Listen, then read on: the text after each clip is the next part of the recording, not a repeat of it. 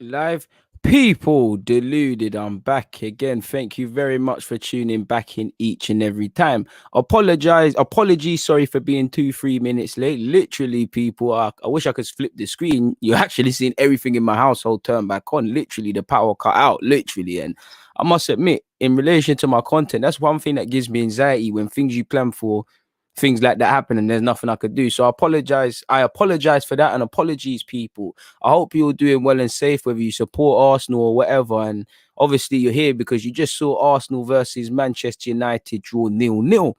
Now, I must admit, my thoughts haven't fully sunk in, people, but I admit when the dust settles, I think a point is a decent result. There was obviously times we could have won the game, times they could have not won the game, but at the end of the day, it's a point. It's a point. We've taken 4 points off them. They're second. They're top six rivals. I would have taken a point before the game. A point. We live to fight another day, and we can move forward towards planning for Wolves now, and obviously planning for. I think it's Wolves and Leeds next week. I could be wrong. Now I'm positive because again we avoided defeat, and although we might not have won, and we're gonna obviously dissect the game and we can cherry pick stuff. At the end of the day, the last time we entered a tough run of fixtures, we bottled it. At least now I'm seeing you play twice against Southampton. You messed up the first time, you went and won against Southampton. You've carried that on and got a result against United. It sets us up a platform, and obviously the more you avoid defeat, the more clean sheets you get, the more individual performances there are. Obviously I think David Luiz and Rob Holding in particular, as well as Smith Rowe and Pepe, need to be held up today. Cedric was good, but it helps the togetherness. You get a winning spirit. I saw a bit of grit and determination. And also, again, I was very nervous against United anyways going into the game, people, but I was definitely more nervous when, we knew Tierney probably wasn't going to play, but we had a bit of hope. We probably all were mentally prepared for Aubameyang to play no part. I'm sure the sore hip or the hip injury Saka has and came to light today, I'm sure it made a lot of people feel nervous. So considering we missed all of them, to still get a clean sheet, to still get something out of the game, we can move with it, people. It is what it is in that regards. Like I said, crucially, I think there was elements we could have done better, point elements they could have done better, and so on and so forth. People, please make sure you're hitting the like button. My favorite part, people, in fact, before that, Raz has spoken. He said, drop a like if you're joining up. So again, hit the like button on your way in. We're going to talk about player performances and all of those sort of things, people. But in relation to my thoughts, I know some of you know the bulk of my thoughts because you was following you was following obviously the live stream and things like that. What have we got here? Junior Gunner said, I believe that's one of the worst performances from an Arsenal player since Mustafi against Crystal Palace. I think he said, no, I don't think it's quite that. He had an underwhelming game, but I think you're looking at it with a lot of emotion. But I can't take it from you. You're allowed to think what you think. But in relations to that, we're going to leave that for the player ratings. In terms of my thoughts in the game, people, going into the game, it was firmly a case of bragging rights. You don't know, the Twitter timeline gets shut down. I'm sure you've got a lot of friends that are that thing, you're United fans and whatnot. So there's bragging rights. For us, obviously, we need to keep winning if we're going to be in the top four. We need to beat tough teams. For United, they're trying to go for the league title. Their fans might change their opinions now, but they're going for the league title allegedly. So again, they saw Manchester City get 3 points off Sheffield United. Forgive me if I'm wrong, because I only watched the first half of that game. I'll watch it later, but I'm pretty sure City won. So they know what they needed to do. We know what we needed to do. Obviously, there's not much in it in terms of points. So personally, today I saw Everton lose. I know Chelsea and Spurs are playing after us, so I thought it was a good marker to go down. And too many times we've gone into games knowing where we're going to stand after it and done poorly. And again, we did have injuries, and I sympathize with the team if they didn't get a result. But at the end of the day, injuries are part and parcel of the game. We're going to be without players. We need to make it happen. So we just need to play. So it was a decent result. Like I said, there was plenty of reasons for both teams to turn up. I personally felt, Ole Gunnar Solskjaer, since he's been at United, he ain't really had too many good results against Arsenal. And this team obviously lost to us at their place. Obviously, this team lost at home last year against us. Obviously, they lost their last game against Sheffield United. So you was wary of the fight back. We know they've got a dangerous counter attack, and you did see elements of that, really and truly. Moving on, in the first 10 minutes, I think it opened up really after five.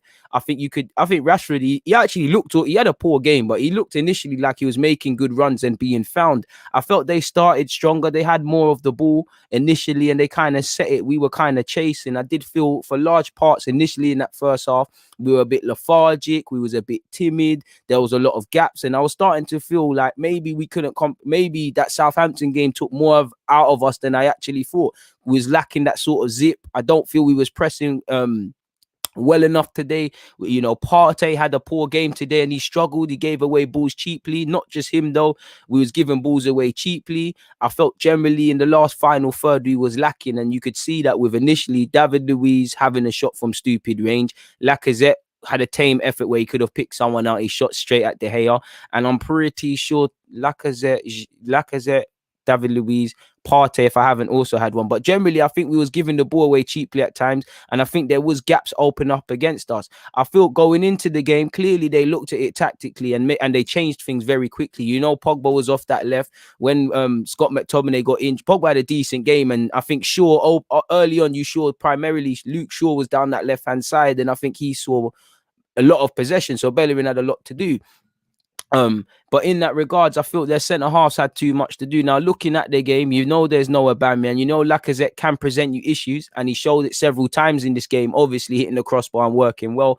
But this told me that United wanted to get 3 points, and it was even reflected in their sub for Greenwood. They wanted 3 points. They wanted something to do in this game. And I feel when they're playing a high line with Maguire, and we've got quick players, but that told me, Maguire and Lindelof, they backed themselves in a foot race. I saw them centre halves. If Aubameyang was there, I don't think Wan-Bissaka gets as high consistently as he was in the game. Maybe Shaw to a degree as well because of the front three. I saw their fullbacks high and wide. I saw their centre halves pulled apart and quite high.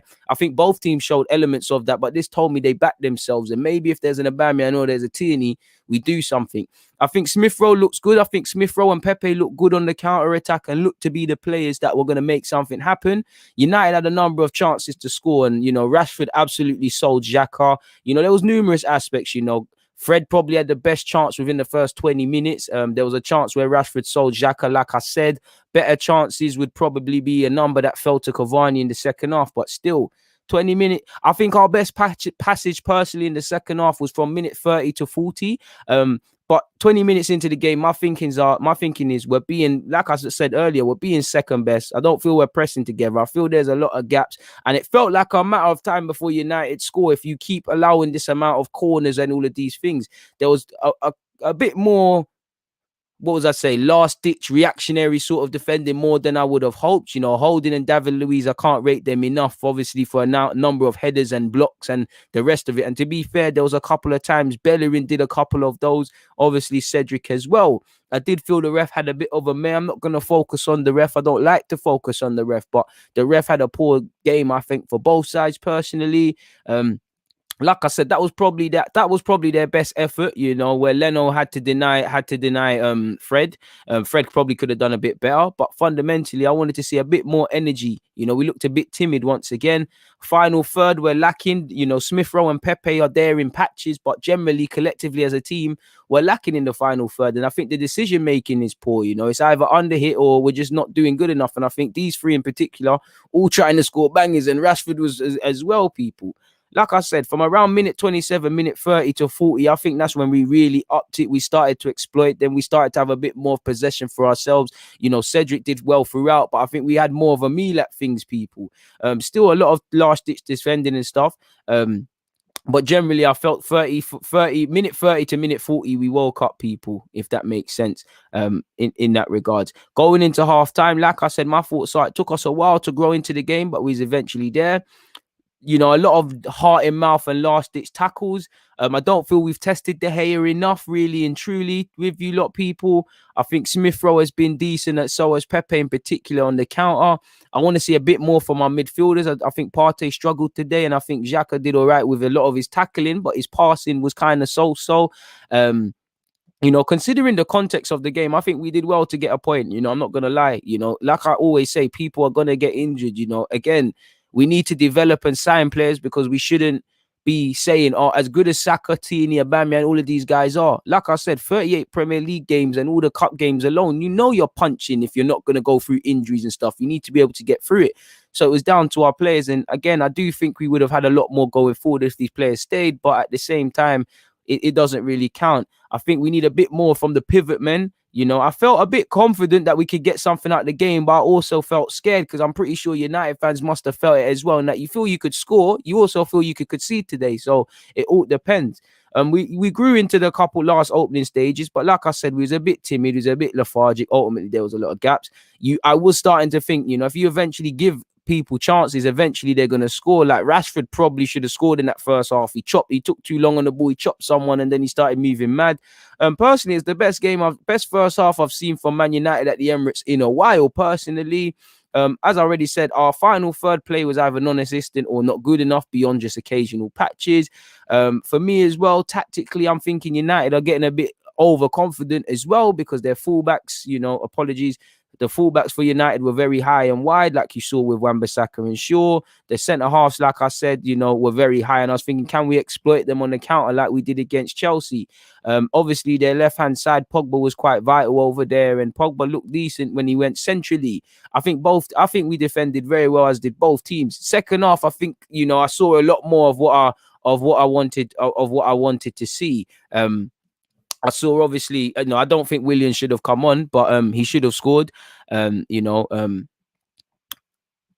Pepe played him into Maguire, and obviously Pepe returned the favor. I feel when you look at Willian had a chance early on when he came on, Pepe had a chance when he came on, Lacazette hit the post, you know, Smith Rowe forced to save from De Gea, maybe he should have gone better. 81st minute, as said there, Pepe hit just wide. I think both teams throughout the game had a chance to nick the game, and I think in the first half, if you're a United fan, you probably think that was where you should have put the game to bed. In the second half, I think maybe we could have probably scored a couple of goals. So, it's 2 points dropped, a point gain, depending on where you look at it. But when I think it's all said and done, I think both sets of fans and whatever can be content with a point. Maybe Man United will look at it differently because it's an understrength Arsenal team and things like that. I don't know. But I think we had the better of chances. And I think in the opening first 10 minutes or so, we had 83% possession. So we did quite well. I think we defended very well today in units. Going into a big game, there's obviously going to be chances where you're going to have last-ditch tackles. So I think we did well. We did well ultimately, considering there was no key players, and we look a different team. There were chances to win, considering we're missing players. Ultimately, a good game, and we live to fight another day, people, really and truly. It would have been nice to win, but you can't have it all the time. And for me, crucially, we live to fight another day. So it is what it is in that regards, people. Firmly, that's my thoughts in relation to United. I thought the subs were cool. I don't know at this time why Martinelli was off. Again, I have to watch the game with no commentary, so I'm not too sure, but it is what it is in that regards. I'll take a point. We live to fight another day. We did what we needed to do. And I think it also showed great courage and togetherness from our players, because again, if we lose this, we're looking for excuses. We got something out of it, sort of thing. It is what it is in that regards. Sorry, people. That's just little time stamps for the people them. So yeah, moving away from that, people. What is you lot's thoughts in relation to the game? Cavani at the end was a huge chance. Cavani was ramping today with those chances. Rashford's decision making, I'm a big fan of Rashford. Rashford was brainless today. I think Pogba was good. I think Shaw was good. I think Wan-Bissaka was all right. Their centre halves did what they could. De Gea, I think apart from his distribution, he was all right from a United point of view. Martial kind of non-existent beyond just getting the ball and doing cute taps in our box. Bruno just spent the huge portion of the game on the floor. So yeah, what are you guys saying, people? Daniel is saying, I'm glad to leave with a draw after seeing the starting lineup. Xhaka was also good today. Xhaka did his thing today still. Defo should have bagged, but for missing 3 key players, we did well. Facts, Andre.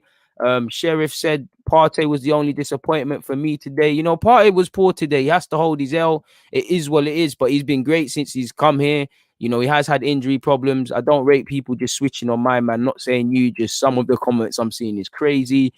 Good result. Roy has said, what's up, bro? Missing 3 key players, 4 points against Manchester United for a season is not bad. Smith Rowe really missed Saka with his one passing. Willian just not on the wavelength. Fair play. Can't add anything onto that. So we can all agree we all miss Saka and these sort of players without a doubt. It is what it is, you know. We had chances to nick it. Obviously, Pepe, Lacazette off the crossbar. I thought he scored that. It is what it is. We live to fight another day, man. It is what it is. Arteta is bait with tactics. He's a weak coach. No plan B to predict. He can never switch it up. Sorry, I don't agree with injuries. Look at Liverpool. They still dealt with Spurs. No excuses. Maybe Dijon, but Liverpool have also dropped how many points as well this season. And also, regardless what you say about his tactics, today you have to give it to Arteta. He didn't have his key players. He did a thing. I think you're moaning for no reason, really and truly. You can maintain that, but isolated to this game is dead, man. The team plays better with a number 10. Obviously, we saw Odegaard get 9 or so minutes, weren't long enough, and we saw Smith Rowe 100% agree. Um, we did do better than expected, man. We did do better than expected. I think you mean not the best, but I'll take a point. Fair play. Odegaard should have come on a little bit earlier. I think it was who he was going to take off for Odegaard, really. And I think Smith Rowe's a bit hard done by in that regard. I would probably take it off Willian again, but we all know that's a killer on a man's confidence. Um, Leno isn't from Earth, bro. He isn't. Why are you sheep Arsenal fans? Bro, I think everyone can concede that Arsenal are playing poorly, but I mean, come on, you're just on foolishness, man. So you're getting blocked, man. Can't lie. We have to all guard our mental health. So I'm not gonna bore myself with that nonsense. Big up yourself, Terry. I'm doing right, man. You know, I can watch match of the day. I can live to fight another day, man. You know, William, when you've got a player that is poor anyways, yeah, and you've got someone that's low on confidence, it is what it is. Like I was trying to be positive around William, you know. I was just saying, you know what, he's gonna score, he's gonna do this and that. I'm not trying to hate on him, but it is what it is with William, you know. He's not picking himself. I have to wonder what Arteta is doing, sort of thing, you know. I would have liked Nelson on the bench, but this tells you Nelson's going to keep it moving. And it's a bit of a sheg for Nelson when you've got, you know, fair enough. Pepe's coming into form. He can't have any complaints. Martinelli's doing better than him. Can't have any complaints. Saka and Aubameyang are used out wide ahead of him. But when you've got them man there and you've got Willian, who really shouldn't be getting minutes ahead of you, but is a favourite of the manager, you're not going to get the minutes you seek here, really and truly. You know, even Eddie, if Lacazette doesn't get injured, you probably don't come off. I'm not saying that Lacazette should have come off or anything. I'm just saying, people. I was thinking, Raz, at a point, it did look like we needed more aggression from the press with Lacazette. And I did think we could have went 2 up front, but then you're pressed for personnel, sort of thing. I thought, yeah, it's not a game where like Willian out brigade, but I just think he showed he's not levels once again, really and truly. I'm not gonna lie. Not gonna lie. We didn't play poorly, you know, we didn't. And man, I just jarring. Man just wants something to moan about, man. And you know, Stu, you might be right. Until we get rid of those sort of man, we could be problems, people. And I agree with that. You know, Partey struggled today personally because Partey was poor. Personally, I've seen Partey play very well today. He was poor in it, holding on to the ball too long. Couple good passes, but 9 times out of 10, he's holding on to the ball too long. Bellerin was shocking in the second half. To be fair, I think he was average in the first half, better in the second, but I respect your opinion. You know, Body is saying Partey was poor going forward, but I wouldn't say he was awful defensively. And I'd agree with that. It's a 4/5 out of 10. I'd probably say 4 because, you know, I've got to judge Partey by the same high standards I set everyone, man, really and truly. I think Martinelli was anonymous today, mate. Big up Martinelli for that important header on Rashford, though, and defensively is all right, but it is what it is.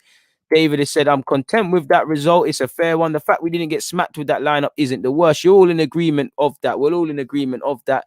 I think fundamentally, you know, man are saying we can finally see that Pepe with a bit of confidence can play solid, bro. And that's it, man. You see the thing with Pepe, apologies, people, as I make a mental note of this just for the time zone, but you see the timestamps. But you see the thing with Pepe, yeah.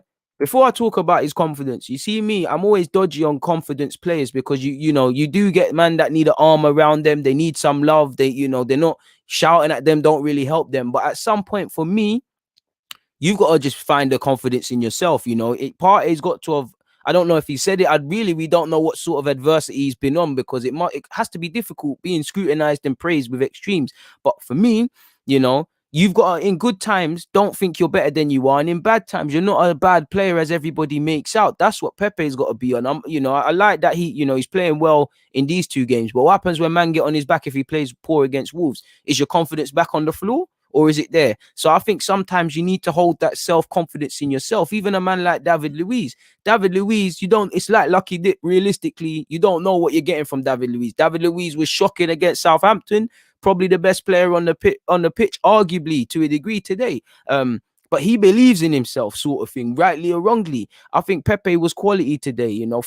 Pepe, he could have scored, of course, but he was a constant thorn in their side. I think Pepe's really improved defensively of late, and I don't think he's been getting the praise of it. I think he was spot on defensively today. Even in the air, he tries to contest it a bit better. And for me, I hear what everyone's saying in that he needs to move to the left. The left is him right now, but he excelled on the right-hand side, even because I was looking at it as like, okay, cool, it's a confident Pepe. They're going to double up against him. So it was nice that he was demanding the ball and he didn't hide. It was also nice that he worked well with Bellerin, because I do think that sort of partnership is a bit so-so.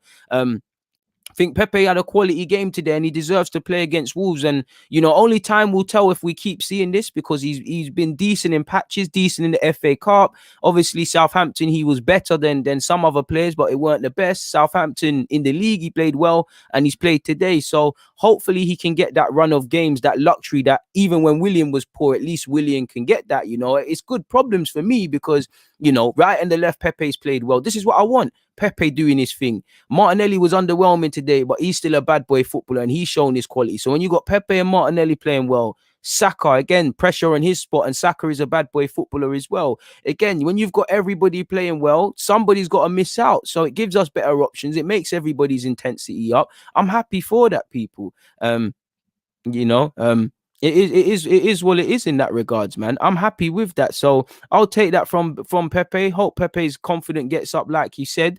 But I want to see him maintain that himself. I don't want to see it taken from him. It's good problems ultimately. And obviously it's bad news for Reece Nelson, because you've got sort of resurgence. You've got William being a favourite.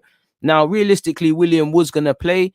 But, you're at the stage now where, as much as I don't want to put a downer on things, and again, I don't think William was that bad, but I'm not even blaming William now. If he plays poor, of course, it's him, but he's not picking himself. And you're very wary of a player who hasn't got ability or struggling and he's not confident. And, we've tried to play him back into confidence. We try to bring him off the bench at any capacity. We're coming into good form now. Pardon me, I want to keep this mentality. So for me, some other people should get opportunities, or you select somebody else in the match day squad, because we can't really carry passengers. I hear what Arteta's saying about he trains well and all of these sort of things, but it only goes so far. So we're seeing a quality Pepe. Like he said here, Pepe's team performance was much better. We know Pepe's got ability. We know he can beat a man, he can skill up a man. Like you saw in the first half, he was doing them step overs and he flip-flapping, man. He can do all of that. It's about decision making and it's about consistency. And again, I've only seen it for 2 games in the Premier League. Southampton and United, you've been good. Can you continue this now? I want him to. I don't think he's ever going to sadly be able to justify that price tag, but he'll still get somewhere. So big up Pepe, man. It was a good performance from Pepe. Pepe was good. I feel our defenders, we can't praise them enough. I think Cedric did well. I think Louise and Thingy also did well holding. So it is what it is, man. But a confident Pepe is a dangerous one. And I haven't seen Arteta's comments, but I can imagine he's full of praise for his man. Really, yeah, he could have nicked it at the end once again, but he did all right in that regards, personally, people. For me, anyways. Sorry, people. If you don't know what I'm doing, it's just a couple timestamps. So yeah, what are you saying? I've been saying this time and time again. Pepe was brought through by Bielsa on the striker thing. Pepe's best season for Leo wasn't out wide, and it's sad man don't push that. To be fair with you, I wouldn't mind it, but I want a proper striker with all due respect. I think Pepe's got to do the wing thing here. I want someone who can play with their back to goal. I don't think that's Pepe. But you're all right, Telwood, and big up all the members. What have you? Hey, why is it skipped? Sorry, people. Let's screen forward. E.g., if we switch the auto with the rap song, no one can tell the difference if you're spitting bars or explaining tactics. To be fair with you, variety's the spice of life, and I guess that's the excitement your girl gets watching me, the thing. But moving forward, Method Man has said, we look structured, have definitely improved in that department. Definitely. And that's been there even when we was playing poorly, so it is what it is. Nana said, "What a game! Teamwork was effective today. Unlucky not to win, but also lucky not to lose. Point deserved." And there was elements United could have lost, we could have lost, we could have won, United could have won. There's just stuff for the teams. There's positives for both teams to take. There's stuff to go back to the training ground. It is what it is. I wouldn't say William played well today, but he played all right. I do think people are kind of forcing it without a doubt, really and truly. I think he was all right today, man. Calm five, really, by his own standards, really. So it is what it is. Probably, yeah, very important block. And wasn't it William technically who set up that chance?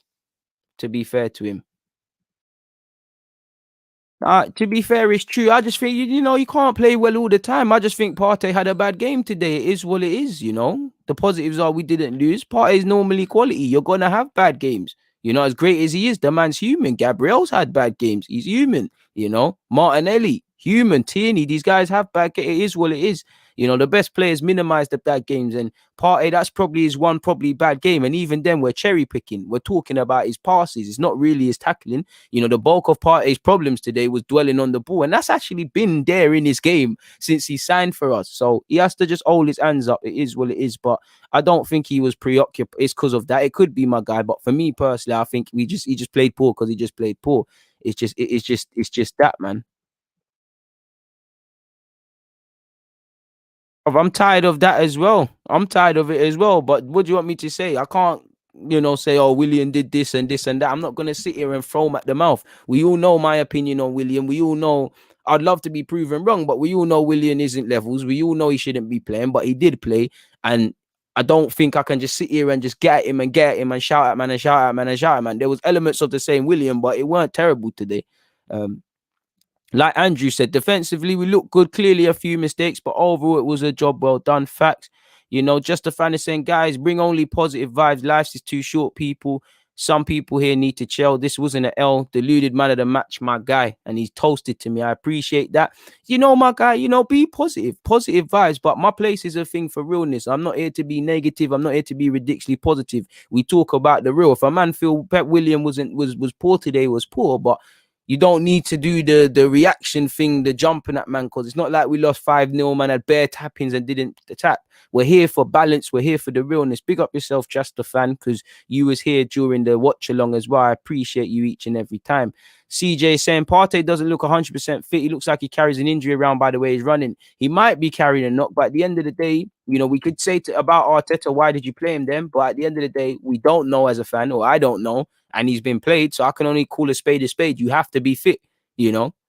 So I just think he was poor today, but it is what it is. I think Pepe did that himself because at some period the penny's got to drop, really and truly. I don't know, man. I thought he was going to take the one David Luiz ballooned over. I don't think he had a great game, but I don't think he was bad. I think you know what, to be fair, I'd say just for defensively, I'd say 6 or 7. On the ball, he's a bit so-so. I don't think he was bad today. Maybe a 6 or a 7 when we get into player ratings. Probably are half fit. Probably half fit. Probably are half fit. Apologies, people. So yeah, please make sure you're hitting the like button, people. There was 400 of you in here and only 142 likes. Please make sure you're hitting the like button. Bro, listen, I don't know why people send for me, really and truly. I mean, that guy there must like that. His girl must like the fact that I talk fast and I'm not as quick to do so quick to, in other departments, man, a long distance and them thing there. But let's keep it PG, people. Smith Rowe was real good. I think he was good. William was pretty good today. Can't lie. He's all right. He's all right. Pepe was decent today. Work rate on point. William becoming a bigger problem with each game. To be fair, I think that's a bit forced, but he is a problem. He is an elephant in the room. If Pepe continues, we don't need to talk about a 72 million pound player performing. Now we're looking at just solely concentrating on a free transfer for 3 years that ain't happened.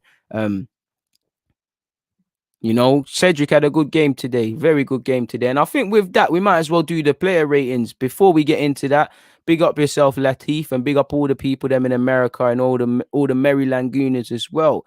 It is what it is. I don't think nothing's cost us today because we haven't lost. Pepe was selfish. overdoing it, but everyone's allowed their opinion.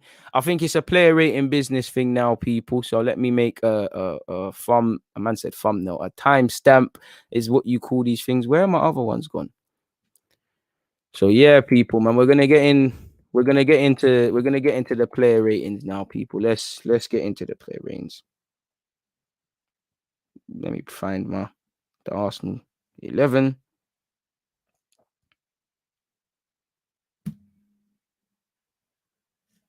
So yeah, people, player time for the player ratings. Time for the player ratings. And if you allow me 1 second, just because I like doing this with you guys, it makes it a tiny bit more interactive. Player rating business now, people. Now, again, that's the end of the game notes. We don't need to harp on about that. Let me zoom in a bit because it doesn't look exactly pretty enough. Leno, 7. I think distribution was good today. I think he made a big save. I can't ask Leno anything more for Leno now. I give Leno a 7, really and truly. In fact, an 8, man, because I remember in a lot of collections he did at corners. So Leno gets an 8. Shout out Leno, another clean sheet, which is just deserved because sometimes we've won or something's happened and he hasn't got the result he deserves.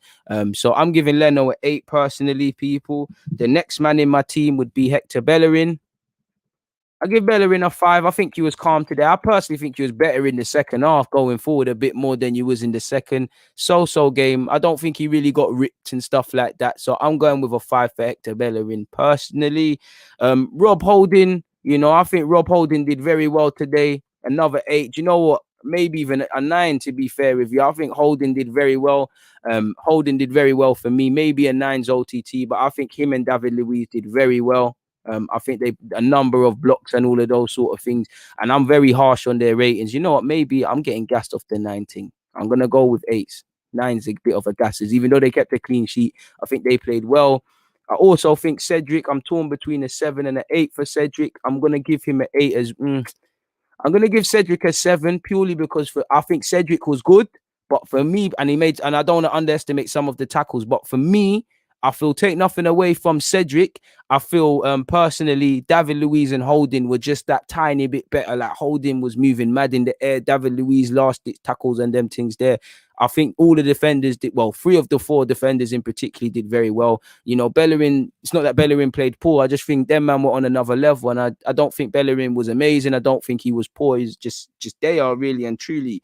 Partey, really and truly, I think it's a 5 for Partey. It could be a 4. I think what saves Partey is I think he was good defensively. I think he put himself around. I think he brought a lot of tackles. I think where Partey's problems were holding on to the ball too long, dwelling in possession, just messing about in that regard. So I give Partey a 5. If we did lose this, he would have got lower, but he gets a 5. I think him and Bellerin I think Bellerin was probably even better than Partey to a degree.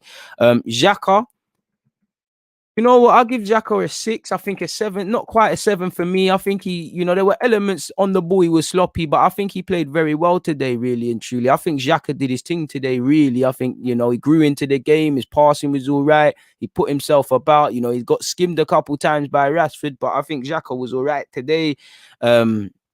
Smith Rowe, I give Smith Rowe a 7. I think he was all right in terms of the counter attack in the first half and putting passes together. Maybe should have scored, definitely should have had an assist, but I think he played very well. Again, I think the next thing for Smith Rowe, I need to see him get a bit stronger because he did lose a bit of tackles a bit too easily because he's just physically not up there. And I think he does need to, you look at Grealish and these guys. Pause the ability to ride challenges, and hold off, man. That's the next step for him, so he needs to bulk up a bit, not that deep, but I think it's a 7. Gabriel, I think it's a 5 from Martinelli personally. I think, big up to him for that header when he denied Rashford, but I think wanting a bit more from Martinelli today, really. There was one incident he skipped clear of Wan-Bissaka and it came to nothing though. So I give him a 5. Pepe, I think like them man there, he deserves an 8, just like Holding and David Luiz. I think he was also good, maybe even a 9. To be fair with you, I'm gonna go for. I'm on the 8s, but personally, I want to give you know what I have to give. You know what? I'm gonna give these lots some credit, man. it should be eights, but I'm gonna give credit, man. I'm going with what I feel because we're losing players. Again, Pepe should have scored. There were some incidences where we probably should have conceded. There were heart and mouth moments, but I honestly can't have asked any. I couldn't have asked anything more from all of these players, but in particular, I feel Pepe did well for me, and Holding and David Luiz. I think they really led by example. So I'm gonna give them nines. To be fair with you, Martinelli gets a five. I think the game kind of passed him by. That means Lacazette. I think Lacazette gets a seven. I don't think he's. I think seven's cool. I think Lacazette pressed well. He hit the crossbar. Not that you get brownie points for doing that, but that's my player ratings. Personally, so like I said, an 8 for Leno, a 5 for Bellerin, a 9 for the centre halves, 7 for Cedric, a 5 for Partey, a 6 for Xhaka. Or maybe Xhaka can take that to VAR. To be fair, Smith Rowe a 7, Martinelli a 5, Pepe a 9, Lacazette a 7. Now I respect all you guys' opinions. Please get your opinions in, but those are my ratings. I always mark down and mark up when I watch the game twice, which I will be doing when this live stream is done. In terms of substitutions, 5 for Willian. He could have got an assist. It was same old, but I don't think he was as bad as people are making out. I think it's an agenda thing, really and truly. Eddie slash Odegaard. It's an NA thing. Happy to see him making his debut. Realistically, he was not on the field long enough. Eddie came on in the dying embers of the game, people. So it is what it is. Fundamentally, I think it was a good collective team performance. I think everybody played well. Obviously, Partey on the ball, you wanted a bit more. Martinelli, you wanted him to put his mark on the game a bit more. Bellerin going forward a bit more. You want William to look like more of a threat, but it was a good performance. If I had to pick a man of the match, it'd probably be between the two centre halves and Pepe. Then you're looking at Smith Rowe for me personally. Well, Cedric and Smith Rowe, probably Cedric, mind you, but that's my player ratings, anyways, people. That's my player ratings. It is what it is, firmly in that regards.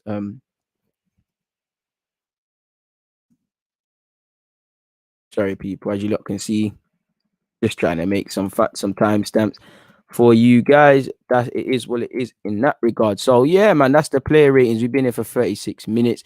I should have a United fan coming on here to chat with, man. So let me see if he's actually ready. You ready, G? If he's not ready, then boy.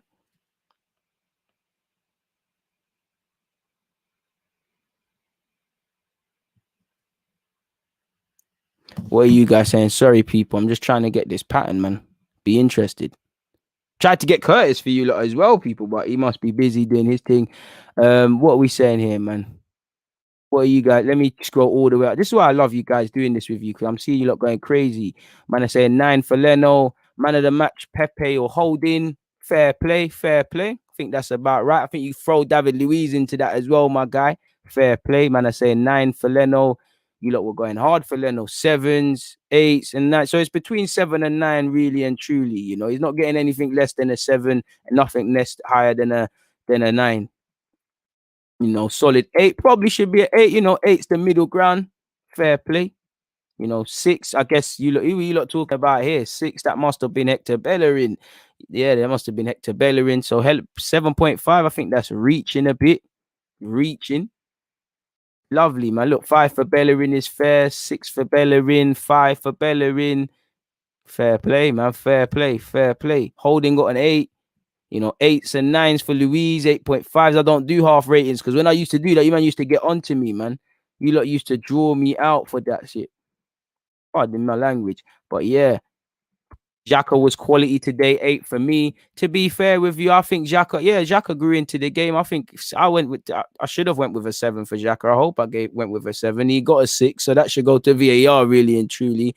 I think he did very well. I think he grew into the game, to be fair, and he was central, but yeah, man, he probably should get a 7. So let's remind that Xhaka can walk away with a 7. But regardless, I think he was better than Partey. If it was the other way around, man would have got onto him unnecessarily, and it would have been the end of the world. But and that's I call it fair. I like to hope so. Yeah, man.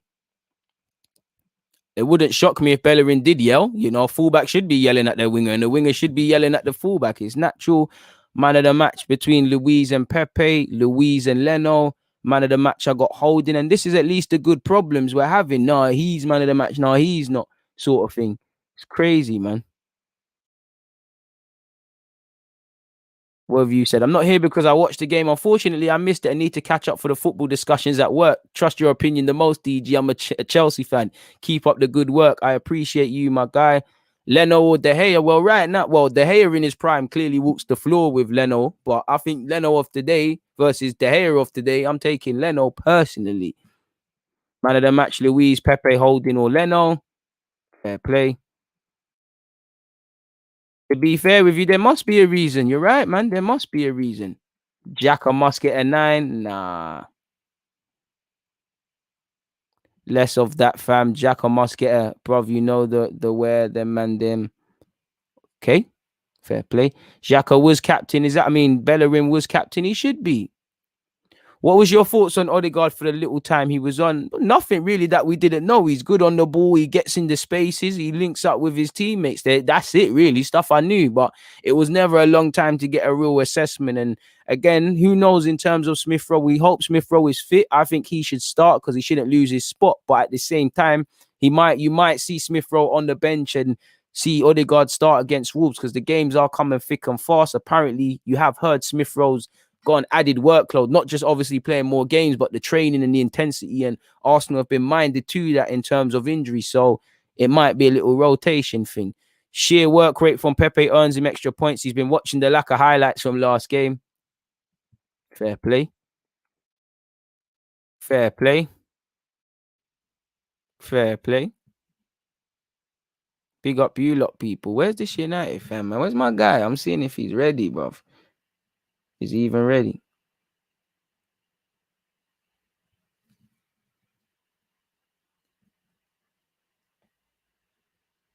Saying 5 minutes. Should be about in a sec.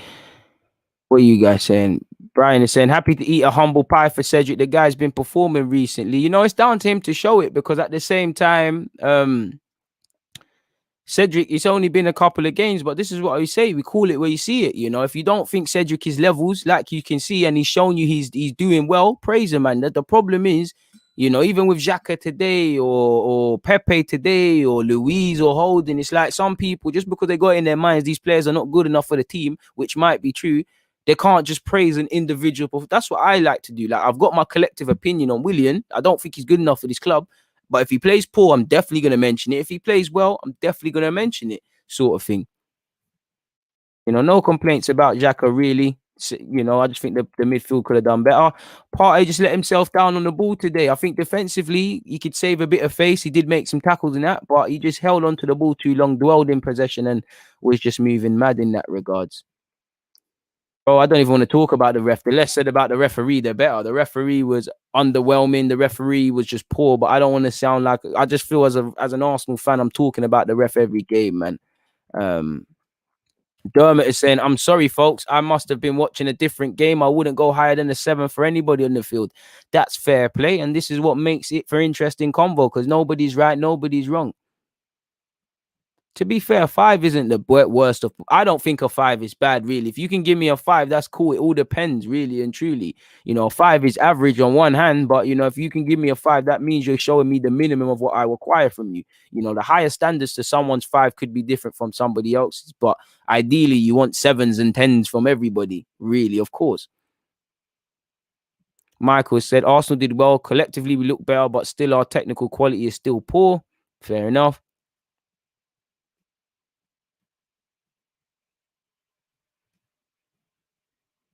All-round improvements from the squad, missing 3 starters, good form builds belief. Facts on that. Big up DG. Pepe played well. Need some consistency from him. Facts. You know, hopefully this is a new beginning for him. Hopefully this is a new beginning. A point gained. You know, yeah, we missed chances. We missed chances, of course, but at the same time, I think it's a point. I think it's a point gained because I would have taken a point before. We live to fight another day. It's as simple as that. So I firmly think a point gained. So it is what it is in that regards. I think this guy's flopping me, people. Okay, he's here. He's here. So I'm gonna just invite him. One sec, people. One sec. Let me go on my Twitter. Go on my Twitter. Why am I saying it like that?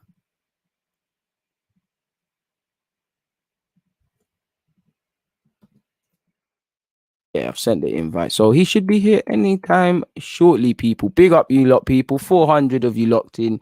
I appreciate everybody, especially because it's a Saturday. It's 8:30. Not that you can do anything with lockdown, but it is what it is. If they are holding the fort down, think about the psychological boost our players are going to get when we get our other dons back. Saka, Aubameyang, Kieran Tierney. The mental boost cannot be understated. Facts.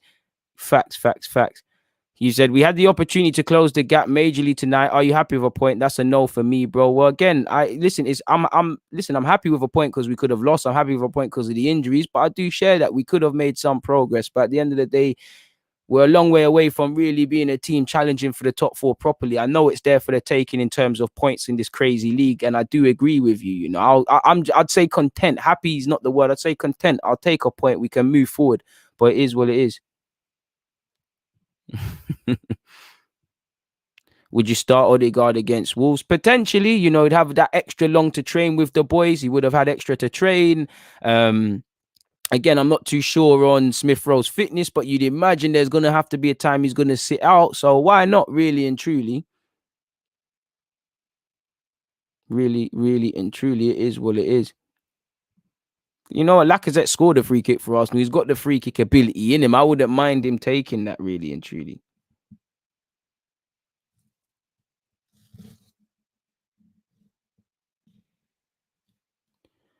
Hey, my guys here. All right, people, show my guys some love. But what before I bring him in? Omar said, this was better, DG. Disappointed we didn't take our chances, but we take a point and move. Fair play. Yo. Just treating your little thing out, your link and that. Thanks for having me, my man. Mine, I've been trying to do this for a while. We've been trying to get it done for a second, people. Yeah. Honestly, I've been looking forward to it, man. I love what you do. Speak honestly as well, and I think you always come real with it. And I think that's how we got to be, man. Trust me. Today. No, I appreciate you for coming through, my guy. I appreciate you, man. What'd you make of the game? In fact, I'm being rude, man. Introduce yourself to the people, then plug your stuff, man. Love that. Thank you. So obviously, big up Deluded Gooner for having me on.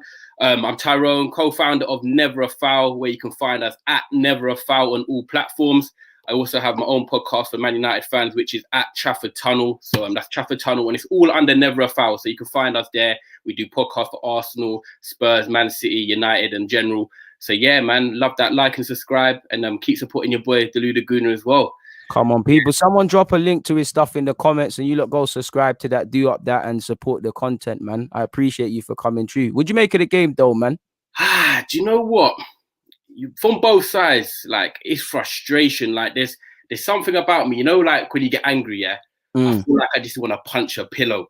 Because honestly, like, I look at things so fair on the reflection, and I feel like both teams were kind of scared not to lose. I feel like both teams didn't go into that gear 5. The game was there for either side. When I look at Arsenal today, I think that we had the better chances in terms of Cavani's like balls in the 6-yard box. Like, they were like clear on goal. But on the other hand, when Arsenal were transitioning from defense into the attack, every time he went forward, I was thinking they could do something here.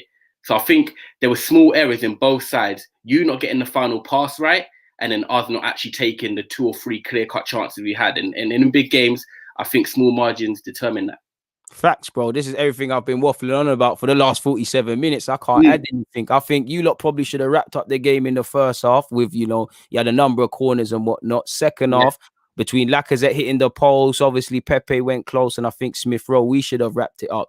I agree with what you said, man, in both teams being shook to get a point. Well, I mean, to get anything more than a point, because it's an L if you lose this. And I think, especially as long as the game went on, it appeared that both players would say, do you know what, we'll live to fight another day. For you lot, apparently you lot are challenging for the league title. It doesn't help you lot. For us, it don't help us get top 4. But I'm not going to complain, people really and truly, Carl. We're missing hella players. I do think we should have won it. I do think, you know, when you look in the second half, we could have nicked it. So I agree with what you said, but I just feel both teams would have taken a point, and I think that was kind of transcended within the performance personally. Yeah, I kind of agree with that, and I don't, because it's a funny one. I'm an honest United fan. I don't ever think we were in the title race in terms of winning it. I think, that's my boy Naren. Big up, man. Big up Naren from the end. Big up him, man. Yeah, love that, man. I feel like these 2 games, I said it on Never a Foul last week, we were where we are because we've been winning 2-1, 1-0. It's been grinding out games. Man United don't blow teams away 4 or 5-0. We don't actually play that well. I think you saw it today. We play well in spells. So I think in 10 or 15 minutes of the first half, we play well. And then it was like a spell 75 to probably 90 minutes. So we sort of went into a bit more of a further gear. But other than that, there was a moment where the stats come up and we had 0% of the ball in your action area. I say second half, bro. First 10 minutes of that second half, that's thinking, what's happened to United? You man went cold. It seemed like we were on this. We had like 83% of the ball. Exactly. And to me, if you're challenging for the title or wanting to win trophies, the game against Sheffield United, you should not be losing. But then what I want to see is a reaction. And today, did I really get that reaction? I didn't. I see the full-time whistle go. I see Bruno like waving his hands up in the air. But I thought you just had 90 minutes to really try and do something. If you did, don't wave your hands up in the air when it's the full-time. Take responsibility, innit? Yeah, take responsibility. And I just think we lacked a bit of just balls to go for it. We got an injury in the first half, McTominay. And what was that about? Because I did a live stream. I can't watch it with the commentary. Yeah. It looked like he hurt his elbow or something. I don't know. Stomach cramps. So he just had a stitch like he wanted to. Basically, I'm not gonna lie, he probably wanted to take it. Yeah. He needed to go handle his business. Yeah. Yeah, drop the kids off, man. So he come off, and then I actually fought with the change. Yeah, like it was the right change. He brought Martial on to get some width and brought Pogba into the middle of the park. So I don't think you were causing us too many problems. And then the second half, like you said, we went flat. You were on the upper hand. Lacazette hit the bar. Smith Rowe had a good chance. But then as the game drew on, like you said, you summed it up perfectly. It was like both teams were just like, this is going to be 0-0. But I looked at Luke Shaw's comments, and I do want to just say this. And I think he played well today, to be fair, with Luke Shaw, especially early on. Yeah, he did. He's in good form. But he just said, at times, this is what hurts me. He just goes, at times, it looked like we couldn't be bothered to play today. He said that with his own mouth. That's a big statement to make. You're gassing. He never said that with his own mouth. I swear. He goes, it looked like we couldn't bother to play today, or like we were just too slow today, like we weren't there. And like you're Man United, and you're 3 points off the top with Man City, and you don't hear that, and that's your motivation. Like, can I ask you? Go on. You haven't won. I mean, you haven't lost in 2021 in the league. You were out Saka today, Aubameyang. Gabriel, obviously, he played really well against us at Old Trafford when we had Greenwood and Rashford up front. Sorry. Do you think that's a good point for you? Like, would you have taken that before the game? Yeah, like I would have taken it because I was mad nervous about this game anyways. And I know like people can say, oh, the way Arsenal have historically been, you know, the way results may have been flattering United, you could say a point isn't good enough. But against top 6 teams, of course, it doesn't do too much for whatever team's ambitions are.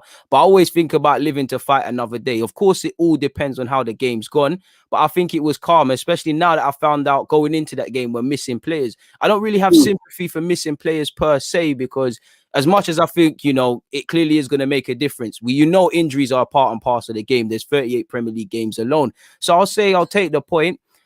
Obviously, I'm always going to think, you're going to think about the Cavani chances. I'm going to sit here and be like, oh, Pepe, Laka, all of this sort of stuff. But I wasn't thinking it. I agree with what you said, though, about similar to what you said about the Shaw thing. We did look a bit flat. Like I felt initially, I think our best period, apart from the second half, was probably the 10-minute stage between minute 30 to 40. Prior to that, I think we was too slow. I think you man had too much possession. I felt from an Arsenal perspective, we're chasing shadows. We're a bit lethargic. I felt it's a bit interesting you saying Shaw said that, because I think we was moving a bit timid. And that's where I was looking at it like, play the occasion, not the team. Like, don't sit there and think, oh, United, they're second in the table. And I guess from you, you're thinking United are in form. Arsenal are in form. Don't get scared. It's play the team, not the occasion. And both teams were there, fragile, man. There was like, I don't know. Like, even with Maguire today, like when Lacazette was like twisting and turning him, and Pepe was running him, there was something about you lot that made me nervous every time you attacked. And like you said, you were nervous going. I thought about you, bro. But go on. But when you see the team news before the game, I said to you, I messaged you 2 days ago, and I was like, do you know what? We're playing you at the wrong time. You're playing at the wrong time. Yeah, you did. I did. And when I saw the lineups, I thought, actually, do you know what? Like, Louise and Holding at centre back. I know Holding's holding it down. Holding's holding it down. But generally, innit? Yeah. You're not playing the top centre backs. And you got Cedric, who's naturally a right back, playing at left back, got booked inside 20 minutes. Listen, Marcus. Question. Are you gonna ask me about Rashford? Yeah. From because I thought he was initially dangerous, bro. He's made my hairline go, bro. He's made my hairline go, bro. This guy. This guy. But yeah, no, bruv. You see with Rashford, I think initially he looked good making them runs, and it's like he just went brainless. Like his decision making today, like I was kind of vexed as just a fan of football. So let alone Man United fan, that's your guy. I know people say, oh, but he's playing on the right and all this stuff. I get it, but that doesn't change anything in terms of your decision making. So like, what is it in terms of a United fan, in terms of your performances? Because I think Pogba was decent. I think Shaw did his thing. I think Wan-Bissaka held it down. I think Bruno was just on the floor. Just he weren't really in it today, really. And I think Rashford was off the pace. So what was it? What's the thinking or segment for your fans, and who played well and who did this and the rest of it? I think you summed it up perfectly. I think Wan-Bissaka actually had quite a good game today. I know we got booked for the challenge on Willian, but I think he actually got the ball, and every time he tried going into the midfield and going out wide and like bombing on. Bruno, the stats sort of. I'm not a stat man, to be fair. I like watching football. The eye thing, man. It's the eyes test. Yeah, I'm not really a stat man. I know he's got one goal against Spurs in the top 6, and he got an assist, but he's not done really well against the top 6 in general. Our form against the top 6, we've drawn 2, lost 4. I just think there's a few things. First of all, when you said Rashford, I'm going to tell you now, I put a tweet out there, and I know it's got quite a few likes in that. He dropped a 2 out of 10 today, and that's me being generous, deluded, honestly. There's something about him, right? And I'm a big Martial fan, but they're both so similar that I think that they're really good players, and they're not consistent enough. There was a moment, and you'll probably remember it. Rashford got the ball in about the 10th minute, 1-on-1 with Xhaka, yeah? Xhaka puts his hand in his face and he goes down on the floor. But to me, from that moment, Rashford wanted none of Arsenal today, because if you're running at Xhaka, you kick the ball past him and run. There was another moment where then he got the ball from Cavani on a 1-2 and he kicked it into Cedric, and I thought, if he kicks it past me, through and goal. And like, I just think that there's a lot of body language of Rashford. Like, he just looks like he weren't interested. He didn't want it today. And it disappoints me because he's got 14 goals this season, but hasn't played that well. But then when you know what he can do, it's just frustrating, man, because you're just like, you want to grab him by the face and just say, come on, man, you're better than this. You can do this. Like Pogba today, I don't think he was influential on the left at all, by the way, in that first half. That's so crazy you said that, because I felt initially, he was scaring me. I think him and Shaw were linking up together. There was a lot of runs being made off them. But go on, it's interesting you saying that, though. Yeah, I just think, do you want me to give you, I'll be honest, I think he's got flash. Man, we've got time for this, bro. Yeah. I think he's having nightmares about Bellerin giving away the penalty in the last game. I just think he was so focused on not allowing Arsenal to break coming the other way. He didn't really feel so sure about himself in the forward. Do you get what I'm saying? Like, Arsenal, the key to the game was, and it actually nearly worked out perfectly. Before the game, I said, this game won't be decided on individual brilliance or like who can keep the ball. It was going to be determined on who can win on the press in the most dangerous areas. Because every time Arsenal try and play out the back, we were trying to press. And we pinched it a few times. Every time we had the ball, you lot were trying to press us and you pinched it a few times. But no one really like took the most of it. Really took the game and whatnot. Yeah. And I just think, was the draw a fair result? Yes and no, because you feel like you should have won the game. And I also feel like we should have won the game. But I think from this, I think this has quite a big knock-on effect negatively for our season, if I'm honest. If you want to, I just think you lose to Sheffield United, you come to Arsenal, and the chances we've had and the way Ollie and Shaw spoke, they're disappointed, man. These men feel like they should have won the game. And we've got, Southampton, who are good side. They've got we just come off playing them still, Yeah, they're a good side. You done well. Home or away? We got them at home, but it doesn't really matter because all our defeats have come at home. Yeah. That's where that's another reason why I was shook of you lot today. Yeah. I was like, you man are on it away from home, and I thought you lot, considering we beat you lot, and really we kind of flattered ourselves winning, I thought you man would have had a bit more grit about you lot, to be fair in that regards. But go on. And it's like Southampton and Everton are our next 2 games, and I just feel like even though Everton lost today to Newcastle, them type of games they're like, you don't look at them and say 3 points. Danny Ings, Richarlison, Calvert-Lewin, like Ward-Prowse, anything can happen. And I feel like if we don't beat Southampton and then we go into the Everton game and don't get a result from Everton after that. Yeah, there you go. And this is football. And I'm not trying to be reactionary yet, but you've been doing this thing for a long time. You know how it changes. You could be top of the league 1 minute, and then we could come to the end of next week and I could message you and saying, look what happened. We haven't won them next 2 games. That means Man United, it will be on the headlines. Man United don't win in 4 games. The pressure is a different ball game then. And we've seen, and I'm going to come back to you in a sec, but obviously we've seen that we've got to semi-finals and we've not won. So have the players really got it in them when the pressure gets going? We haven't seen that yet, and that's the thing. I want to ask you, go on. when you're doing your live stream, do you get to watch parts of the game? Yeah.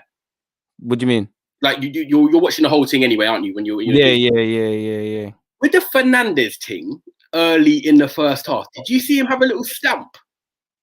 I thought that was I thought that was something more in it, because I thought initially my player was being a bit weak, and then I thought, what on Xhaka, right? If I was thinking, boy, yeah, that could be a bit more of a meal of it. I think he didn't make more of a meal of it from an Arsenal perspective. Who do you think, for me as a United fan, who kind of stood out from an Arsenal perspective? Good. Do you know what? That's a good question. You know. Wow. Do you know what? I'm actually gonna say Smith Rowe, even though he didn't actually really get a goal. He didn't get a goal or assist, which I know not a number 10s are there for. But I felt when he got the chances to get into them pockets, his acceleration to get past Fred and them lot, he done it every single time, which is all you can ask of him.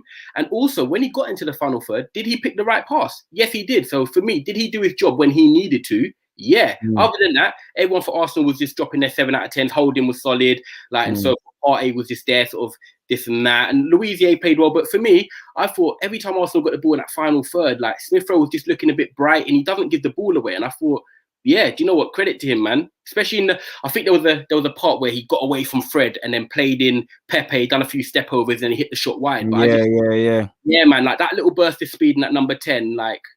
In a big game like that, he done what he needed to do when he was in the pockets. Where do you think you go from here? Well, for me, what, for United or Arsenal? For United.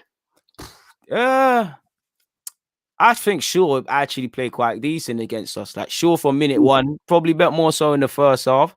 I think Wan-Bissaka did all right within the context of what he can bring.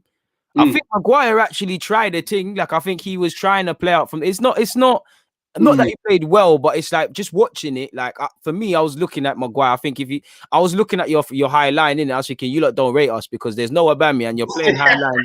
Your fullbacks are gone in it. So that means, as you know, that means you back yourself in a foot race. Like they were backing themselves. And I think Maguire was doing all right. Like he was just getting a little touch on things. Really, I think Pogba was okay.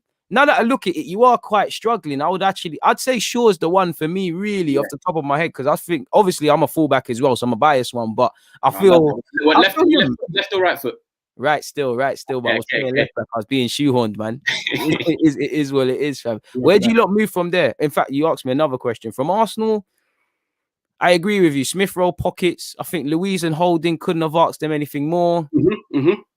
I think I've been harsh on Pepe. I want to respect Pepe's thing today. Man of the match, though, probably between the centre halves for me, just because there was bare heart and mouth moments and they were doing what they needed to do. But I don't really think it's a man of the match thing. I think it's just a game for the collective still. Yeah. And I hear you. And you even said to me there with your question, where do we I love that. Best life. Thank you, Nobby, man. We were just trying to be honest, man. Thank you for Deluded getting me on, and we're obviously I'm at Never a Foul as well. Martin threw that comment now and there. Actually, didn't do enough today. He got subbed. What did you say to me there? Did you just ask me where do we go from here? Yeah, I think so. Yeah. To be honest, and this is me even asking you and saying it at the same time. If we got to August before the start of the season, and someone said to me, "Okay, at the end of the last week of January, you'll be top of the table," I would have bit man's hand off for that, because no one put United in that sort of conversation. People were saying, would they get top 4? Like it was, So for me, like I don't want to be too reactionary, because we are second still. Like we've got a lot of positives and negatives at the moment. When you look at Chelsea and look at Liverpool and other teams, just a bit down there, Spurs not finding their best form. So we're second. We're still in the FA Cup. We're in the Europa League. I just think it sounds so cliche, but we've got to go game by game. But also just see that positive of, right, you guys, we're second in the table when no one thought we ever would be there. We're still in the FA Cup. We're still in the Europa League. I want a trophy in top 4. Oh, yes, Suits, man. He does all my creative stuff. Shout out to him. Love that, man. Love that, Suits. I think I'll take a trophy and top 4, because are we good enough to win the league? No, we're not. But you look at teams like Man City, they're getting 9 out of 10 clean sheets with Diaz and Stones. And actually, I just had a chat with Mark. I think you know him. You know Sarfo? Yeah. Shout out my guy, Mark, man. Yeah. Shout out to Mark, man. But I was just saying to him, like, in terms of trophies and winning the league, I only see Man City winning it. And the bottom line is, look at Tony Adams and the Arsenals and Man United with Vidic, Ferdinand, Chelsea, Carvalho, Terry. Central, innit? Yeah. At the end of the day, the players that can see the whole pitch are the defenders. And if you have two solid central defenders in there playing week in, week out, like Stones and Diaz are doing at the moment, and they're scoring goals, they win the league. So at the moment, I just think it's a top four tussle with Leicester, United, Liverpool, Spurs. I don't think Arsenal are out of it. It's like, but if Deluded, do you think about it, other than Man City, who's putting five? Bro, do you know what it is? Bro, I hear you. Yeah, listen, when you look at the league, when you look at the context, all of that it makes sense in it. I'm not ruling it out. I don't want to sound like a negative nanny. It's just for me, with my heart, to say Arsenal are in that. I can't, because for me, I'm big on accountability in it. I don't really care who's got better players, who's got whatever. If you maximize what you can do and show some consistency, you can kind of do within reason, anything. So it's doable, but at the same time, I know we're gonna let ourselves down. I want to be wrong. I don't want to be negative, but I know we're gonna let ourselves down. And even when I scrutinize Arsenal, don't get twisted. I'm happy we're not losing games. I'm happy we didn't lose today. But am I praising this team for doing things what is standard for a team to get top four, or am I looking at previously what we've been doing? And I think it's the latter. You know, we've been on the Wolves, the Aston Villas, all these games we lost. Now that we're putting in runs, like even when we was beating, I take nothing away from the Chelsea game, that's solid. But beating West Brom, Brighton, and Newcastle, take nothing away from that. But if you want top four, you go and get that in it. Like it's standard. So I'm not too sure, and I do think there's a bit of a blip that could happen. I'm not naive. We are going to drop more points. We've done that against Palace, and technically, I know it's a point. I think it's a point game, but if we look at it, we've dropped 2 points today. These things add up, and we've still got to play. Like, we're going into a tough run. It's a thing. Trust me, bro. It's a thing where these players need to show me if they want to get it. Like today, I was nervous. They showed me that they were on something, so they calmed me down. We're going into a tough run of games now. Like, you've got out of the Southampton one. You ain't won today, but you ain't lost. And now you've got what? I think we've got Wolves midweek. Yeah. Could be Leeds. I know there's Leicester to come. I know we've got the Benfica one sandwiched in between Man City. Yeah, so it's like, if you might want this thing, look at the fixture list and make sure you stand up to be carried. Because today, we could have lost today, and man could sit here and go, oh, no, there was no Tierney, there was no Saka, there was no this, there was no that. And I would hear it, there'd be logic. But at the end of the day, you got to still get through with it. We all know how difficult it is getting one injury. Look at Liverpool and City last year. But it's about the depth for me, and it's about the consistency. Even that David Luiz, quality today, last game against Southampton, moving Buki. What Luiz am I getting Luiz am I getting on midweek? So I'm not sure, bro. I think we'll let ourselves down, fam. I got a question for you when it comes to your forward, because I was a fan of Pepe when you arrived. I know he gets a lot of slate and criticism from your fans, and that I thought he was bright today. I think he's one of your bright sparks. He's getting a bit of confidence back. You've got Aubameyang, Saka, Martinelli, Pepe, Lacazette. When they're all firing, who do you actually go as your front three? Because for me, I'm funny with Aubameyang outside on the left, because I think when he's not scoring, what is he actually really bringing to the table? What would be your actual favorite front three? It's a difficult one. It kind of depends, not to get too technical, but it depends over the game. It really depends on the games. My bias is always Aubameyang through the middle. I know we can get into a debate about what Lacazette does and what Aubameyang, but my direct bias would be Aubameyang through the middle, probably Saka on the right, Martinelli on the left, or Saka moving over to the left and trying to bring in Pepe if this form thing continues. Like, they're the three or odd players, my things being central along. But then it gets complicated, because Lacazette isn't a great goal scorer, but some of the qualities he brings, like you saw today, he weren't amazing, but he can relieve a bit of pressure for you with winning these fouls, with kind of pressing. So it's a difficult one, but I'm a bias towards pace. I like pace in it. I like interchanging movements. So it'd probably be a three of Aubameyang, Saka, Martinelli on either flanks, with Saka probably on the right, Martinelli on the left, or and then I'm probably looking at bringing in Pepe to some degree. But I'd probably say, like my man said, these three really. Yeah, Martinelli. I don't think Martinelli that free to be fair. I think Saka is better on the right when I like him coming inside. It's a weird thing as well, because you think how obviously you're probably in your mid-20s, you sound like me, or early 20s, but when we were like watching football growing up, obviously it was more traditional wingers where like Giggs was left footed, so he's on the left wing. Now it's like opposites, and they sort of cutting on left and right. In terms of today's game, if there was something different you could have done in terms of maybe tactical or even formation, when you look at it, obviously it's a 0-0, would there have been anything you would have changed?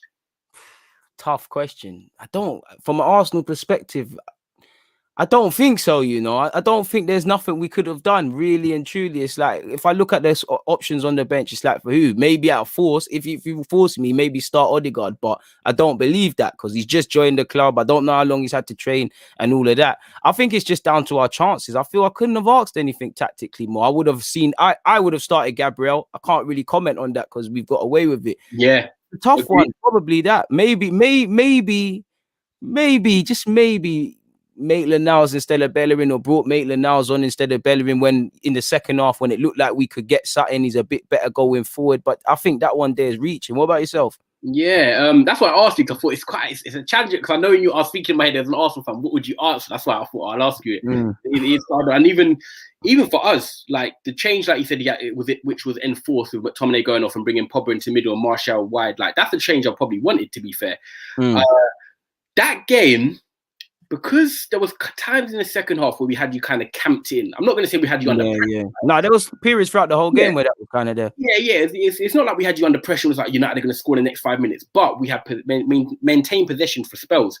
And I think we needed someone in them pockets that was like a Van der Beek. And I know I've been one of them ones where a lot of people have been saying, start him. No, we don't. By the way, Man United fans, no, we don't need to start him, because when you're top of the table, you need consistency. You can't just throw a new signing in there and expect that he's going to drop an 8 out of 10. He will find his way into the side. If we were losing games, drawing games, then winning games, we have a reason to rotate. But Van der Beek couldn't have played, and today definitely couldn't have started. But when it got to the 70th minute and we did kind of have you camped, when you've got someone like Bruno and Pogba who are not really unlocking it, maybe just someone with that bit of intelligence, or a third man, to make that run. Bit of run just off the ball. Is that, there you go. The run off the ball, like that. Them Dutchmen, like you seen him when he was at Ajax. Like when they had the ball, like he could just make a run off the back of Bellerin or Cedric and just create a bit of space. And I just feel like even one matter, maybe if not Van der Beek, maybe one matter, just someone who could maybe just unlock something that could give us that chance.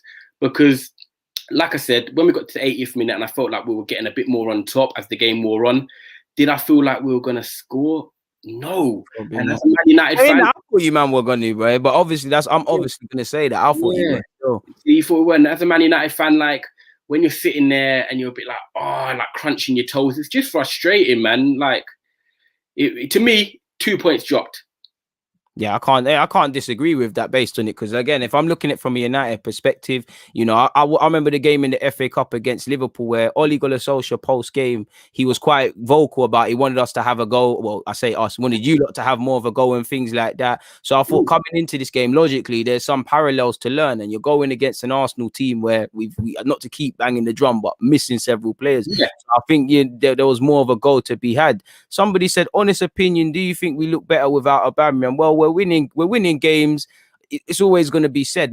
I like good problems in it. In an ideal world, there shouldn't be a key front three. We should be saying, you've got to play Laka. No, you've got to play Aubameyang through the middle. What happens to Lacazette? Drop him in the 10. No, Smith Rowe's there. You can't play Smith Rowe. Where's Pepe? We need these problems, you know. How many strikers? Obviously, it was probably different, but you're a United fan. There was plenty of times when it was 4-4-2 days, you would see hella strikers there. You know?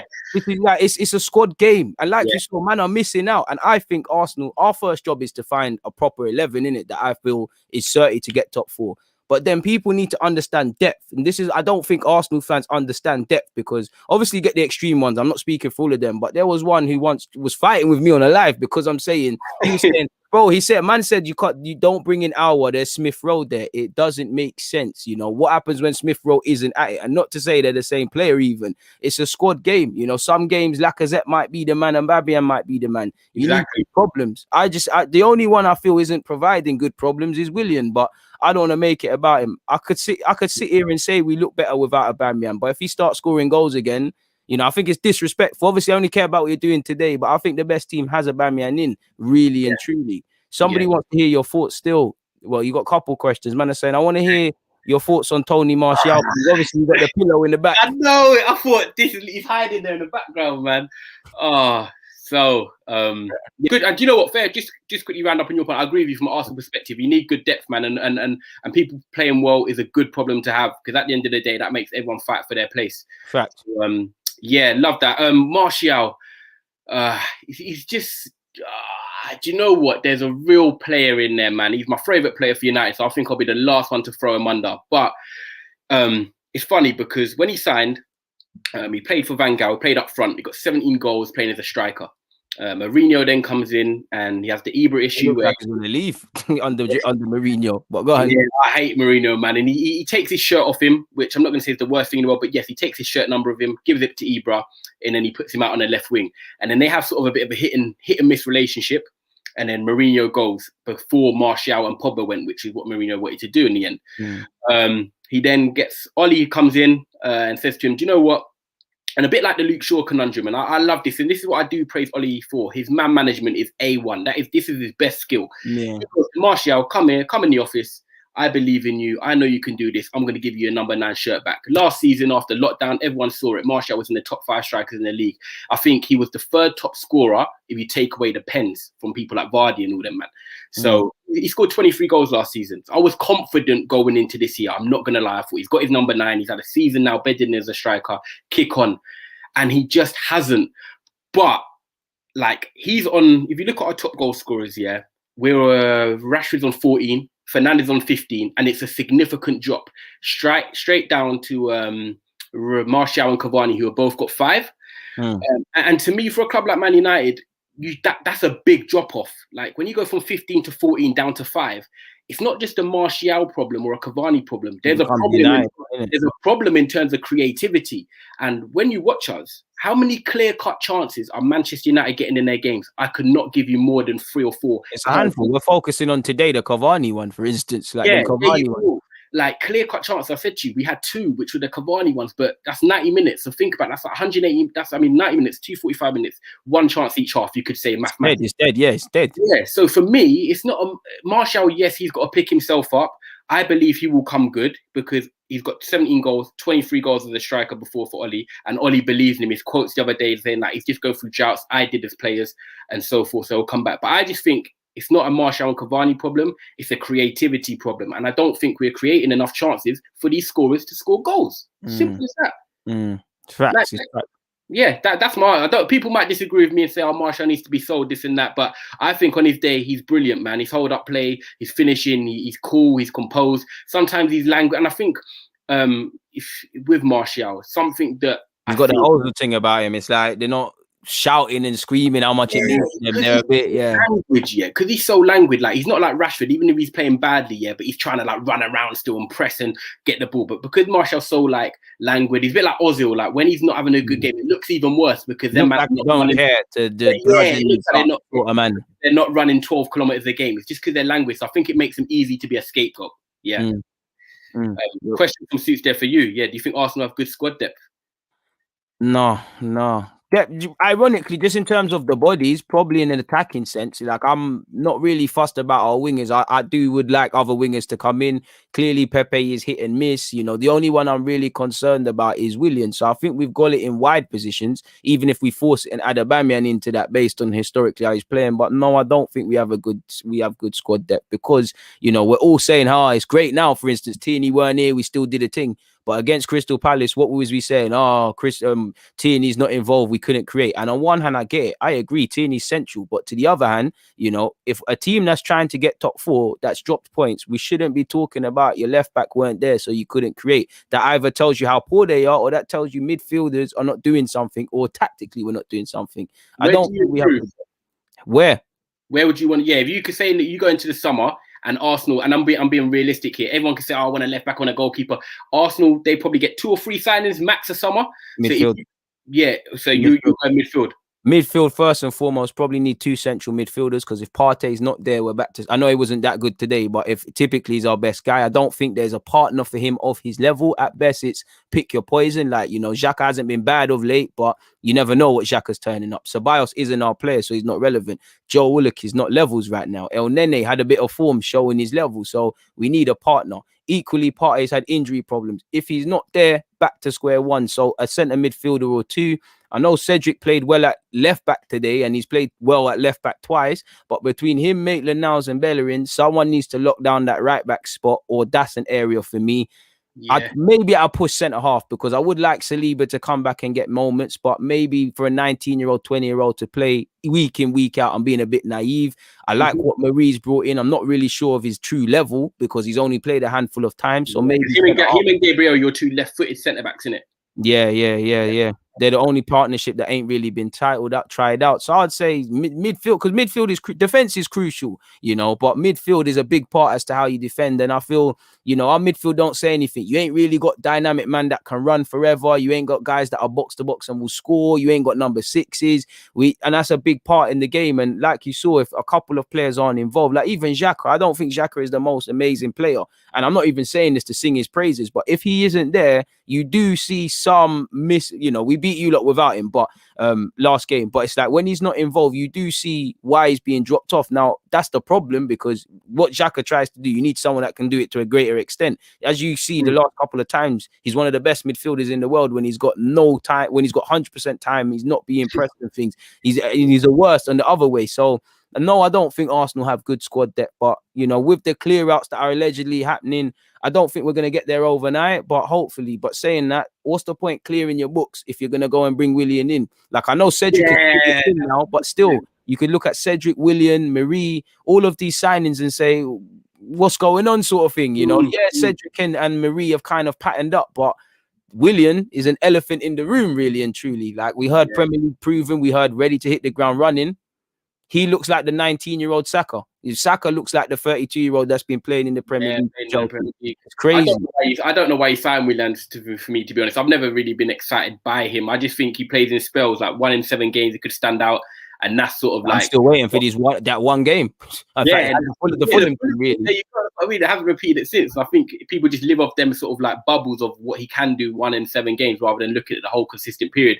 And I think the good thing for you, on the positive for Willian, is that at least you, man, have found it out early rather than Chelsea, where he was sort of hit and miss but still getting in the side. Whereas you lot he must have been better than that at Chelsea, because what I thought when we signed Willian, bro, is that he ain't gonna score, he ain't gonna assist, he's gonna frustrate me. Like, I thought, like today, for example, like let's just say he's playing against Luke Shaw, he beats Luke Shaw 10 times, and his final ball for 9 of those were poor, and 1 was decent, it didn't score. Yeah, I thought I was gonna see that worst comes to us. I said, all right, cool, we've got Europa League, you got this and that. I don't condone this, but it could be a lot worse. I didn't think we was gonna see him this poor, and I think that's where we've got to look at as an Arsenal fan base, because it's almost like when we don't clock players are declining. It's like with Ozil, again, it's a bit different, but last 2-3 years he's clearly not that Mesut Ozil. Aubameyang, I don't want to say he's declining, but you naturally have to consider it. And if he's even people think declining just means you're a bad player. It means you're not being able to do things you used to. How are we tailoring it to him? These men are human, and he's getting 32 next year. This is it, yeah. And you've got stuff like that. And then you've got a 32-year-old William where, his injury record and all these things are great, but you must have to consider he's declining. So when you've got a player who isn't good enough, declining anyways, and what shags it is now he's missing his confidence, any sort of confidence. Like, you can see in his face, he don't believe in himself. It's a dead cocktail. You don't want to drink that. Like, it's a problem. And now he's got a 3-year deal. No one's taking him. Even if you offer him for free, no one's taking Donny. Like, you have to beg an MLS club to do something. Big wages as well, I'm guessing as well. I think that has a knock-on effect, especially with future signings coming in who are going to feel like, oh, I love that. Thank you, man, people. Big up Broad TV as well. Yeah, love that. And I think the problem for you may be going forward. Hopefully it won't be, because you've got a lot of young players, but you don't want to be signing players and they're like, oh, well, Willian's on this and he... Do you know what I mean? That is going to happen. Bro, I can't lie. I'm Saka. You got to give me 100 bags soon. Yeah, exactly. What's going on? Is that real talk? You got people performing, and Willian set the precedent at the end of the day for these players to then set these demands because they are completely outperforming him. For you, you signed Willian and you started this season. I don't know where you are, I think maybe 8th. Is that right? I haven't looked at the table. I've got no interest in the league table, bro. Let's forget the league table for now. But what were your expectations coming into the season? Even now, like base it off the start and base it off how you're feeling now as well. Now it's more of the now. I just want an improvement on that last year. You're in a title challenge. I'm looking at, for me, I'm about mentality. If you lot are saying you want top 4, right? You've clawed yourself back from the mad thing. You was moving mad. You've clawed yourself back from that. Now in an absolutely great position mathematically. Go and see that through to the end. So if that's really your goal, I need to see when you're going into United, okay, we need to win this, or if we lose, we're going to be here, and so on and so forth. Come the last season, obviously we're coming off the back of the FA Cup, and I did think that was a bit of a false image, but I just wanted to see us improve defensively, which we have, see a bit of what our team DNA is about, which of late we have seen. Historically this season, I ain't really seen our fluidity. And ultimately, the goal is to get into the top 4, at least put more of a fight. Like, I wanted to be at this period of time in the conversation at least. Yeah, a lot of people thought after the FA Cup win last year, including myself, that I thought you'd be bang competing. False image, bro. False image. I think that created a lot of complacency, and it kind of signaled what Arsenal's about, and that's you can be at it for moments. Sometimes we're right, sometimes we're not. A lot of these players in my team, you know, David Luiz was cold today, Pepe was cold today, Cedric was good today, Bellerin was okay, but these men are hot and cold. They can be great one week. You could go to Wolves next week and Poland. This is what I'm saying. There's only a couple man in that side that I believe, like Partey, you know, he was poor today. He's 9 times out of 10. I'm seeing consistency. So I'm not too sure what they can do. In terms of me, what I wanted to see in the summer was simply, you know, or coming into this, more of a fight for the top 4. That's the end goal. That's the minimum, innit? So logically, that's a top 6 or so finish, which we failed in. It's like, I feel like you lot, how you lot have found yourself, what you were saying about the Premier League, how you found yourself just in this somewhat race. Well, that's how we are in the top 4, and it's the league's calam. Like, you found it, go and see it, because if we look back in May, similar to you lot with the league title or Liverpool, you haven't not got your goal because you know other teams were mad clear of you. You've got it because you fucked up in whatever games or whatever series. That's why I'll be vexed if we don't get top 4. It's no consistency. This is the thing. Like, you have not played that well this season. Let's be honest. The points are not looking good, but the fact that when you're like 4 or 5 points or 6 points off top 4, there's no consistency. There's no team stringing 5 wins together. You've got Leicester up there. You've got West Ham flying. Let's not even forget West Ham. David, your former gaffer flying. Listen, we got Thomas Suchek playing like he's been in the league 10 years, man. Hey, I need to get him in my fantasy league, man. Yeah, I've got him.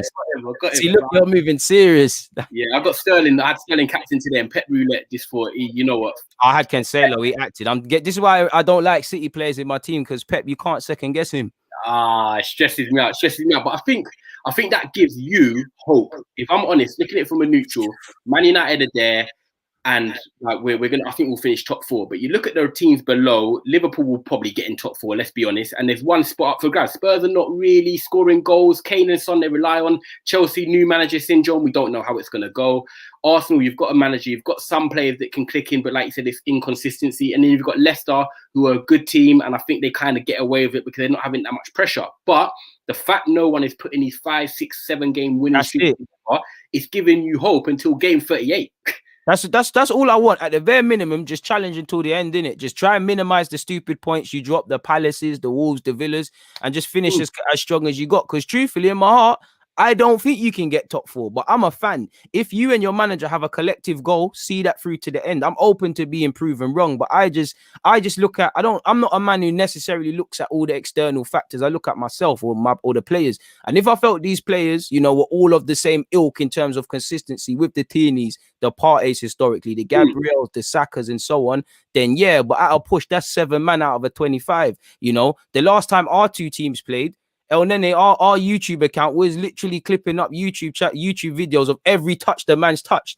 You know, have you seen one of those videos since? Like, do you get the point?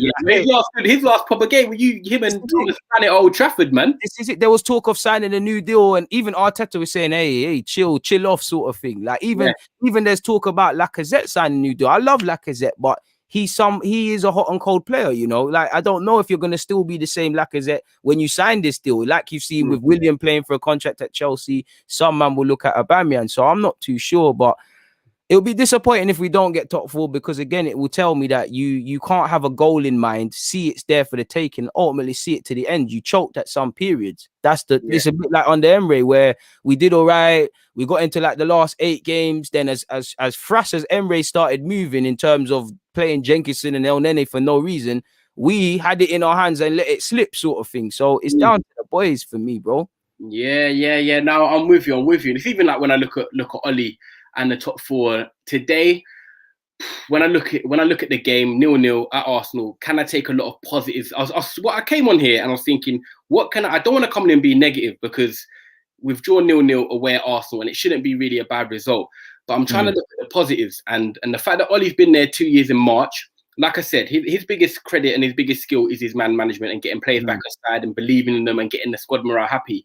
But 2 years on, and what worries me is that the patterns of play, and Like I thought with Arsenal, like I said in transition today, you had that where I think when you got the ball back to front, I could see what you lot were doing. Us, we had a lot of the ball, but what it is I'm Fernandez, right? And I get the ball from Fred. And he's kind of like stopping, looking left, looking right. It's like that half a second delay that there's no movement.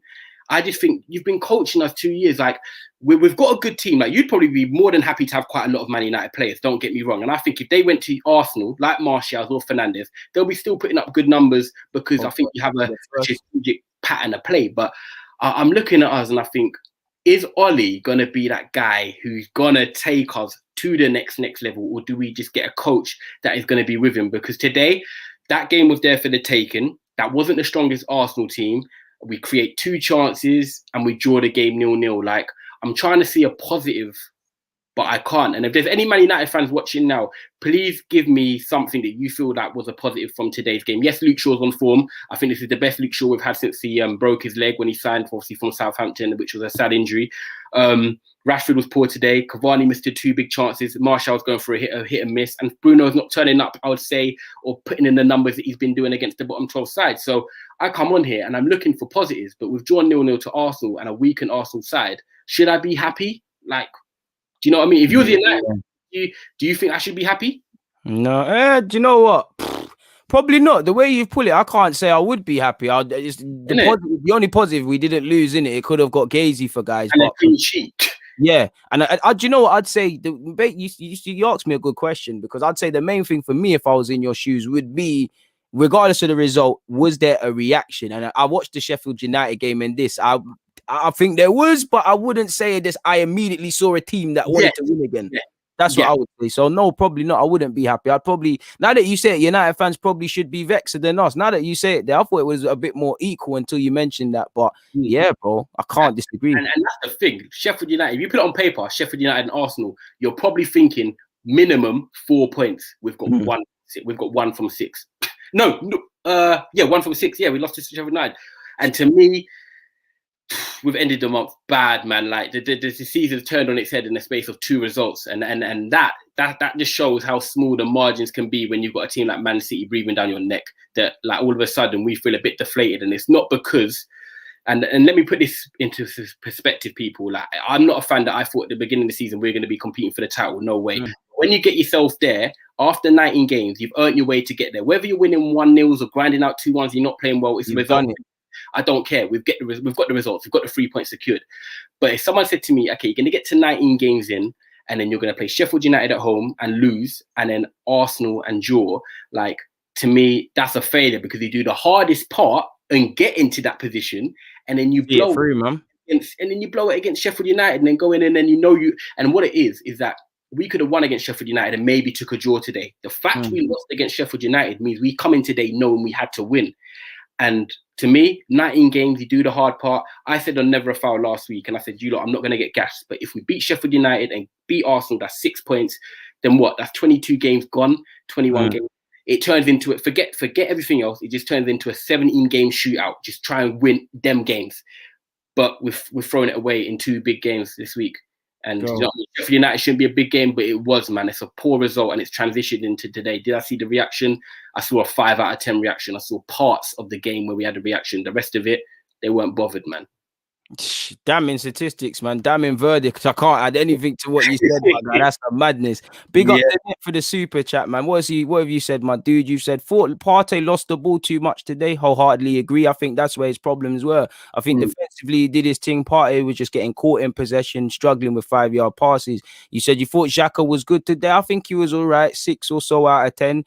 You've also said, think this competition between the players is showing the benefits. I think that should be for everybody, you know. Like I said, mainly when I think of competition, ironically, the direct bias at Arsenal is to the wings, because that's where I see the most, man, and obviously less opportunities. Obviously, you've got a striker in Aubameyang playing there, which complicates matters. But this is good, you know. If you've got Xhaka playing well, Partey playing well, then was Ceballos today. Sorry.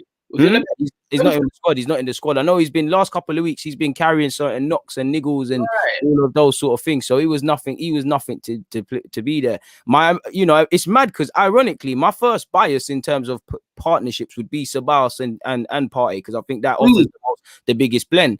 But based on what I'm seeing as a fan right now, I think it used to be El Nene and Partey. I think Xhaka and Partey, they complement each other well, to be fair. And this guy was right. Love for your super chat. Xhaka was better than Partey, I guess you're alluding to. And Xhaka was half decent today. But the thing with Xhaka, he's got these performances, he's been performing well against United when we've won. He's been performing well against Chelsea. It's the in-between. Though, man. I think he's even captain of Switzerland, if I'm right. This is it, yeah. Like, Xhaka at best is a squad player, man. We have to be real with ourselves. He's not dynamic enough. I do think he gets a bad rep, and he's one of those players people don't hail up. But I actually like him, but he's just too hot and cold. I actually like him. I love Lacazette. I love Pepe. He's doing well today.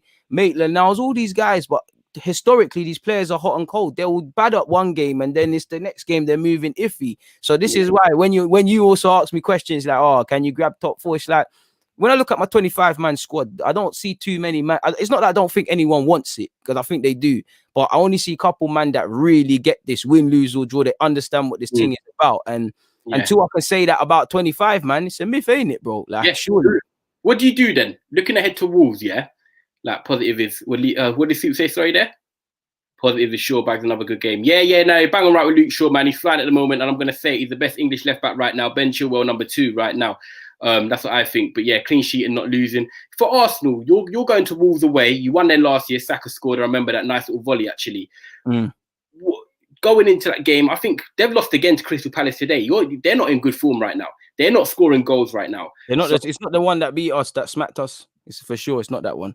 Yeah, you know what I mean? I think you could go there and I think you can get the win. Would you see what changes would you make? And now I'm asking this probably as Arsenal fans probably might be in the comments. What changes would you make for your game against Wolves? Because I expect you to get 3 points the way they're playing right now. But you know what?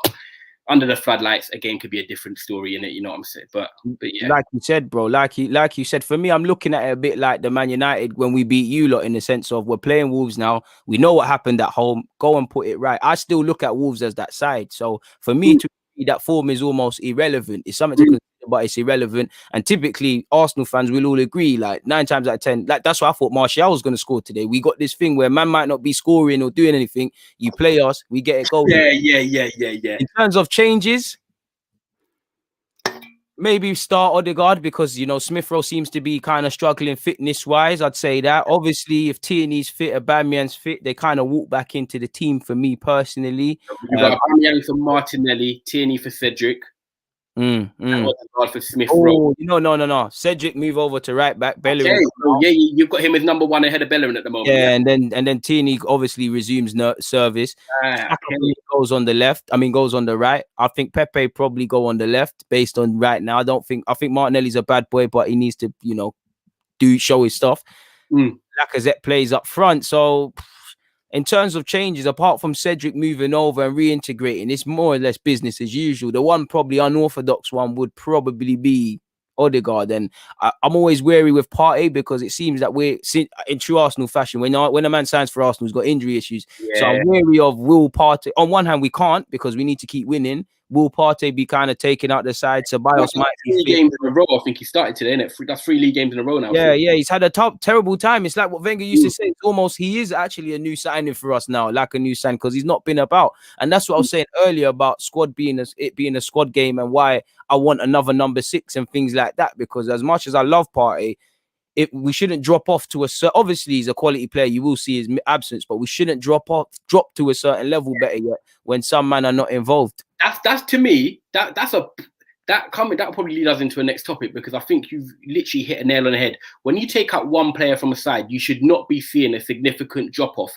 This is what I'm talking about, man. All right, never a fast, my boy on the account. You lot, man. Yeah, big up, man. Thank you, people. Yeah, click on the user URL and make sure you follow, man. It's in the live chat, so there's no having to find the link anymore. You can see it. Never a foul podcast. But go on, my bro.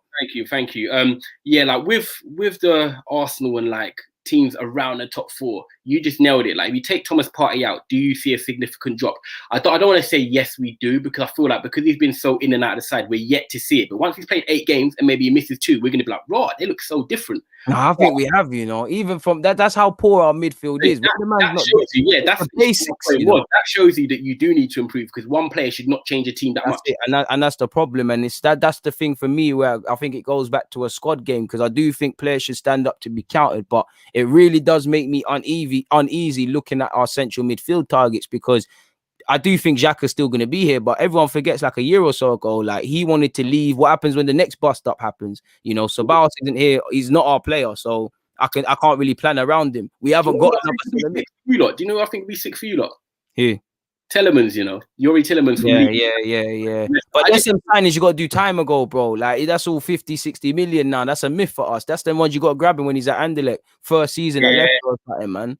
Personally, who would you, if you got anyone like, say, realistic from the Bundesliga or someone in France or anything you're looking at someone you as a person preference would be like, you know what? Let's go for them. It's difficult off the top of my head, to be fair with you, but I'll go with the typical one. I want Aouar. It's not going to happen, but I want it. You know, Arsenal, we've got this historical French ties. He's a player I love. I don't think we need a 10, like Smith Rowe's doing that, but we need 8s that want the ball. And it wasn't highlighted against you lot, but we struggle to break down low blocks. I just want a player that will want the ball in the final third and try to break people down. I see too much sideward stuff.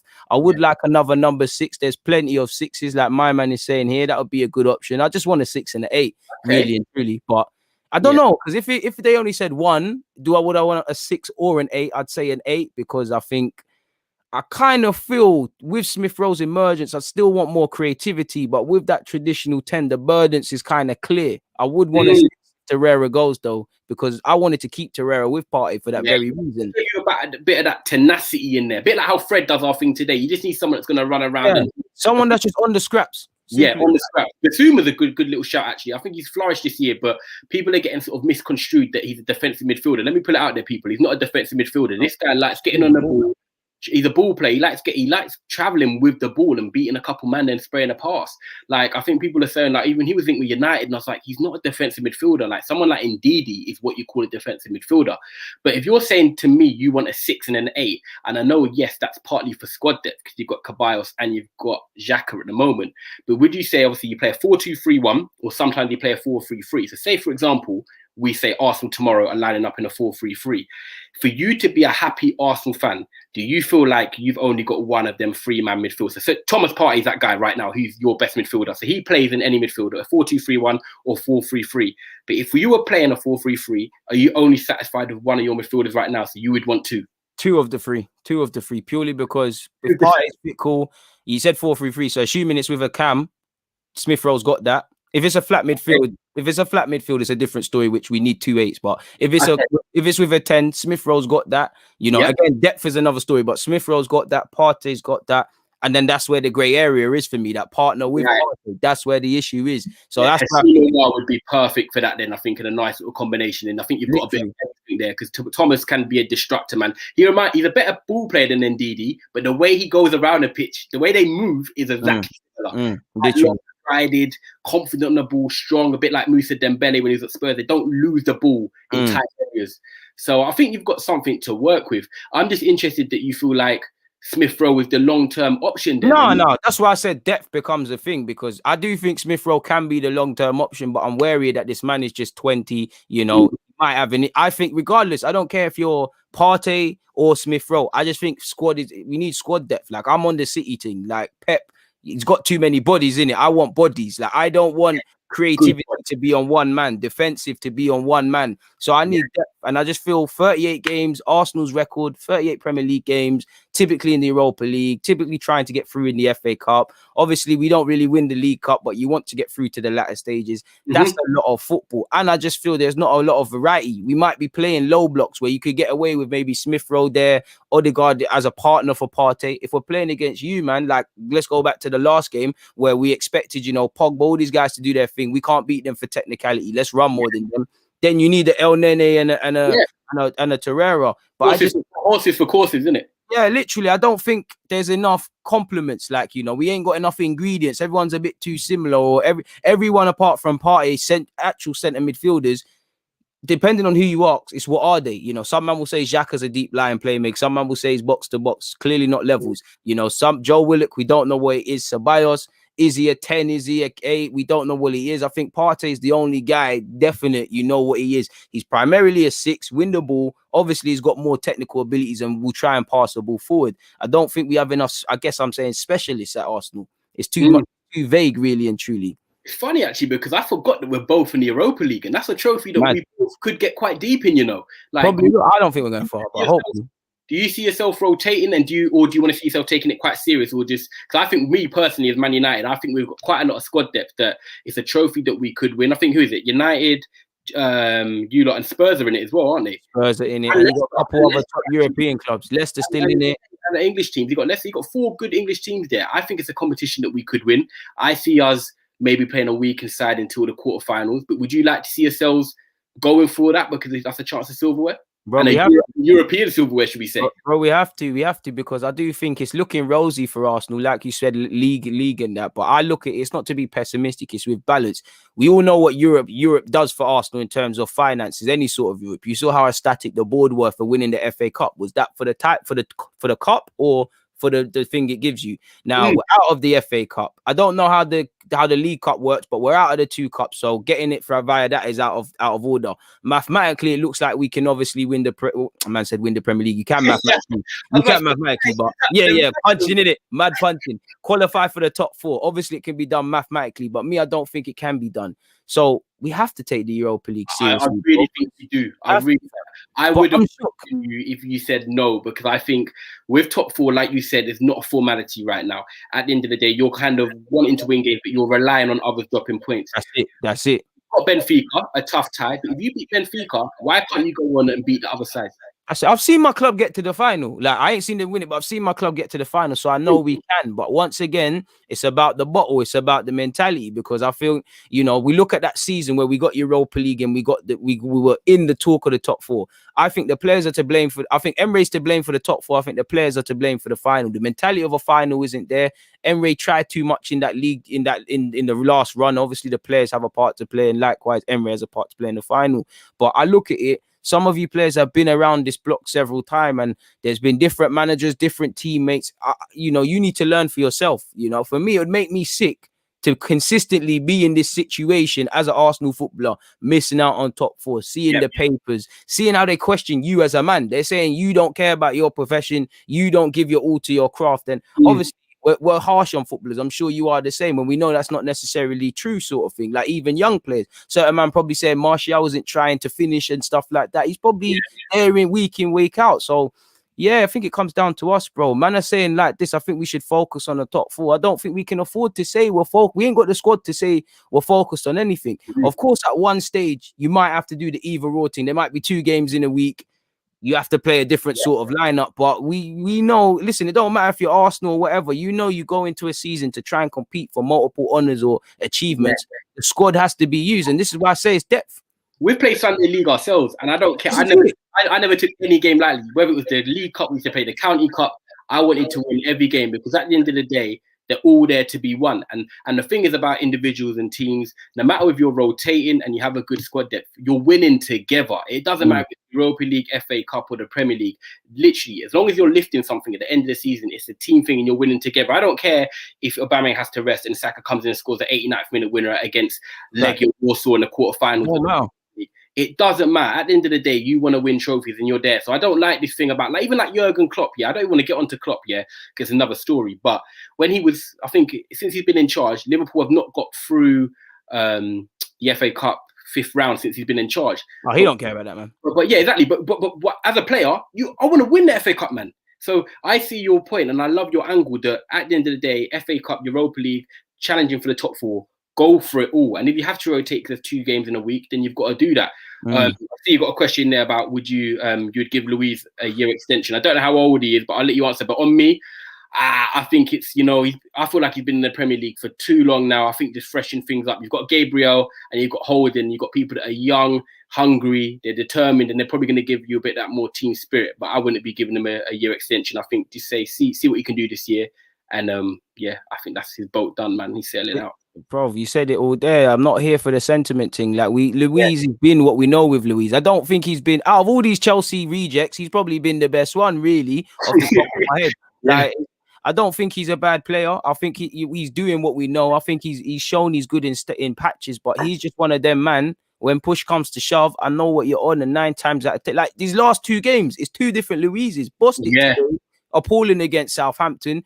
I can't keep going with that. And for me, when you're trying to grow, man. Yeah, you can't, fam. That's just gonna stop you. And for me as well, I'm not the age guy. I don't think it's an age thing all the time. But we rely on players that might not be here tomorrow. Aubameyang he's clearly just here for the present, but he's central to our plans. When fit, he plays. He's our captain, etc. You've got Luiz. You need to move away from these guys. And Luiz is an Aubameyang. You must be able to. Even this season, Gabriel's out the team, but he's done all right. Marie's done all right. Holding's done all right.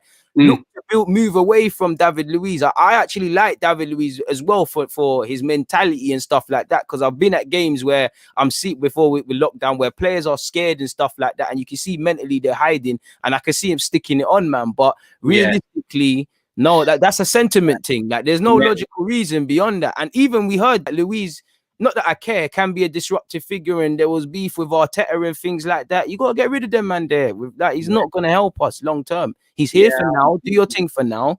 Keep it moving. Simple as that. Just cut. Yeah, no, I totally agree. Any final things you want to ask me at all, or any last few comments? I've got a nice Turkish rating as well, by the way. But I can't even lie, I've actually proper enjoyed being on as well, man. This is sick. Come on, my guy, man. Get your last questions in. I'm looking at my phone, but I can see like people messaging saying this is live. So, big up all the people there, man. Plug your podcast as well, man. Keep plugging. Yeah, man. At Never a Foul as well, so you can get that on. You can see it there.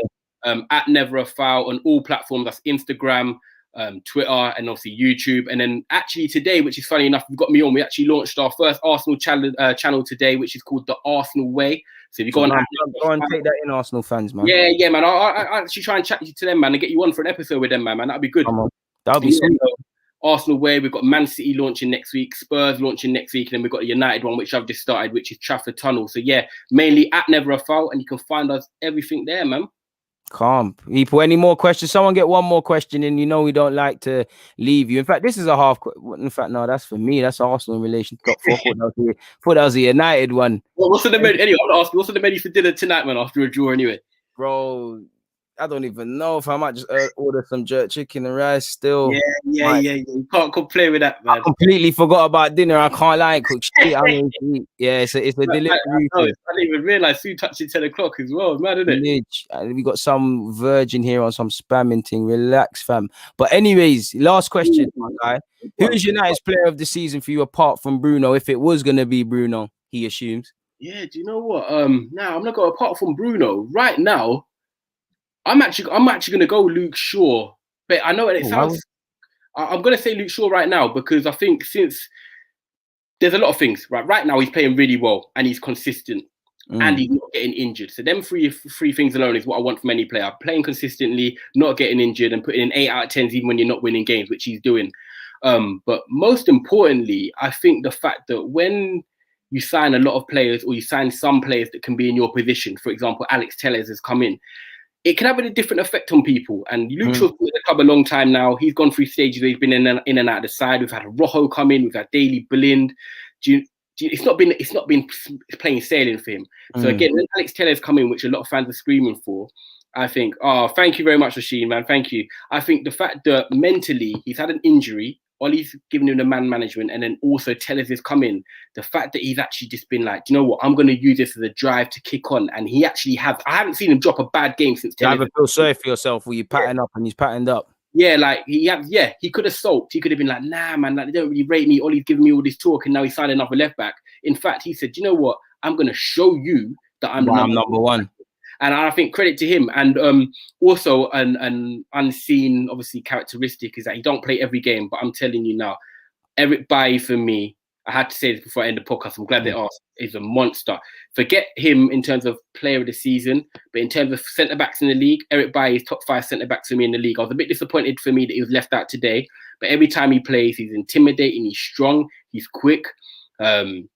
He travels with the ball. He's a ball carrier. He's got everything that a modern centre back would want and need at a club. So I think if we keep him fit, and, you know, he can start playing more regularly. I know he rotates with Lindelof and that. I think, you know what, him and Maguire together, they complement each other, man, because you can't substitute pace. I'm a fan of you, like pace. I like pace, man. And I think when you've got strength and pace like that, if Eric Bailly can keep fit and stay well, I think we've got a brilliant centre-back there. And then that last one there, what do you think about Bruno in these big games? Bruno, it's funny because I don't like to do stats, but his numbers are incredible. He came in, and did I expect him to have this impact when he came in? The honest answer is no, I didn't. A lot of players that come in from foreign leagues, I'm not going to say they don't play, they don't kick off from the start, but a lot of them, they're probably second season syndromes. I say the first season sort of getting into the league, and the fact that he's come in and he's just hit it from the ground running is great. But I think what goes under the radar for Bruno is that he's not been injured once, I can remember off the top of my head, in the year. And when you come from the Portuguese league to the Premier League, everyone says it. Timo Werner played Brighton in his first game and said, "Raw, I've never played anything like this." Yeah. Pepe said it was a culture shock. Sane said it was a culture shock. Exactly. And when you're coming in and you're that robust to play every 3 days, not get no injuries, and the physicality adapts so quick, credit to Bruno. I think where he can improve in the big games is, I think there's two things he does wrong. One, he presses erratically. So when we have him on the ball, like he presses on his ones and things. That can be counterproductive. Yeah, it's not like a Salamane Firmino thing where they all press together. Like if you've just got Bruno pressing on his ones, all he's doing is leaving a hole for you, man, to pick up the ball in the number 6 role, and then you're running at our midfield. So I think if he could change the way basically, if he can become smarter in the way he plays the game, his productivity in the big game. Yeah, because I think what he's doing in the big games is he's actually thinking on telly, it looks good. Oh, look at Bruno, he's pressing, he's doing all this. But when you actually look at it, is it productive for the team? No, it's actually causing us more of a problem. So I think Ollie and that need to say to him, the thing is, can Ollie and that do it? Are they powerful enough to say, Bruno, come in for a chat? Look at this, like you're pressing a bit erratically. I know you're running around and you're trying to do for the best for the team, but maybe just be smarter and calm down. Find some balance when you do it. Yeah, not play the Hollywood pass all the time. Just manage what you do. Be a bit more smarter, and I think the productivity goes up. So it's about him taking him looking at himself and saying, do you know what? I need to just calm down a bit. And I think them numbers improve in the top 6 games. And I think that's true as well. I just think when I look at Bruno, I see someone who's still kind of a young midfielder, and I'd say he does show immaturity. I think he's a terrific player. He's joined mid-season and he's doing a madness. Hearing him, his mentality spot on, 2 underrated aspects. So 100. Yeah, bro, it's right there. I just feel, like you said, I feel sometimes he presses erratically. I think sometimes he forces that pass to the fact of where people say he's trying, it's counterproductive. And when I compare him, I'm glad you see it from that side as well. Like I'm sure like he's a bit of a different midfielder, but I'm sure he wants to be mentioned with like a Modric and all of these sort of players. Forget where your specific role in midfield is. They do the best midfielders see the game before it's happened. They do things in less touches. And as much as I like Bruno, again, I'm not a United fan, so I'm not preing it.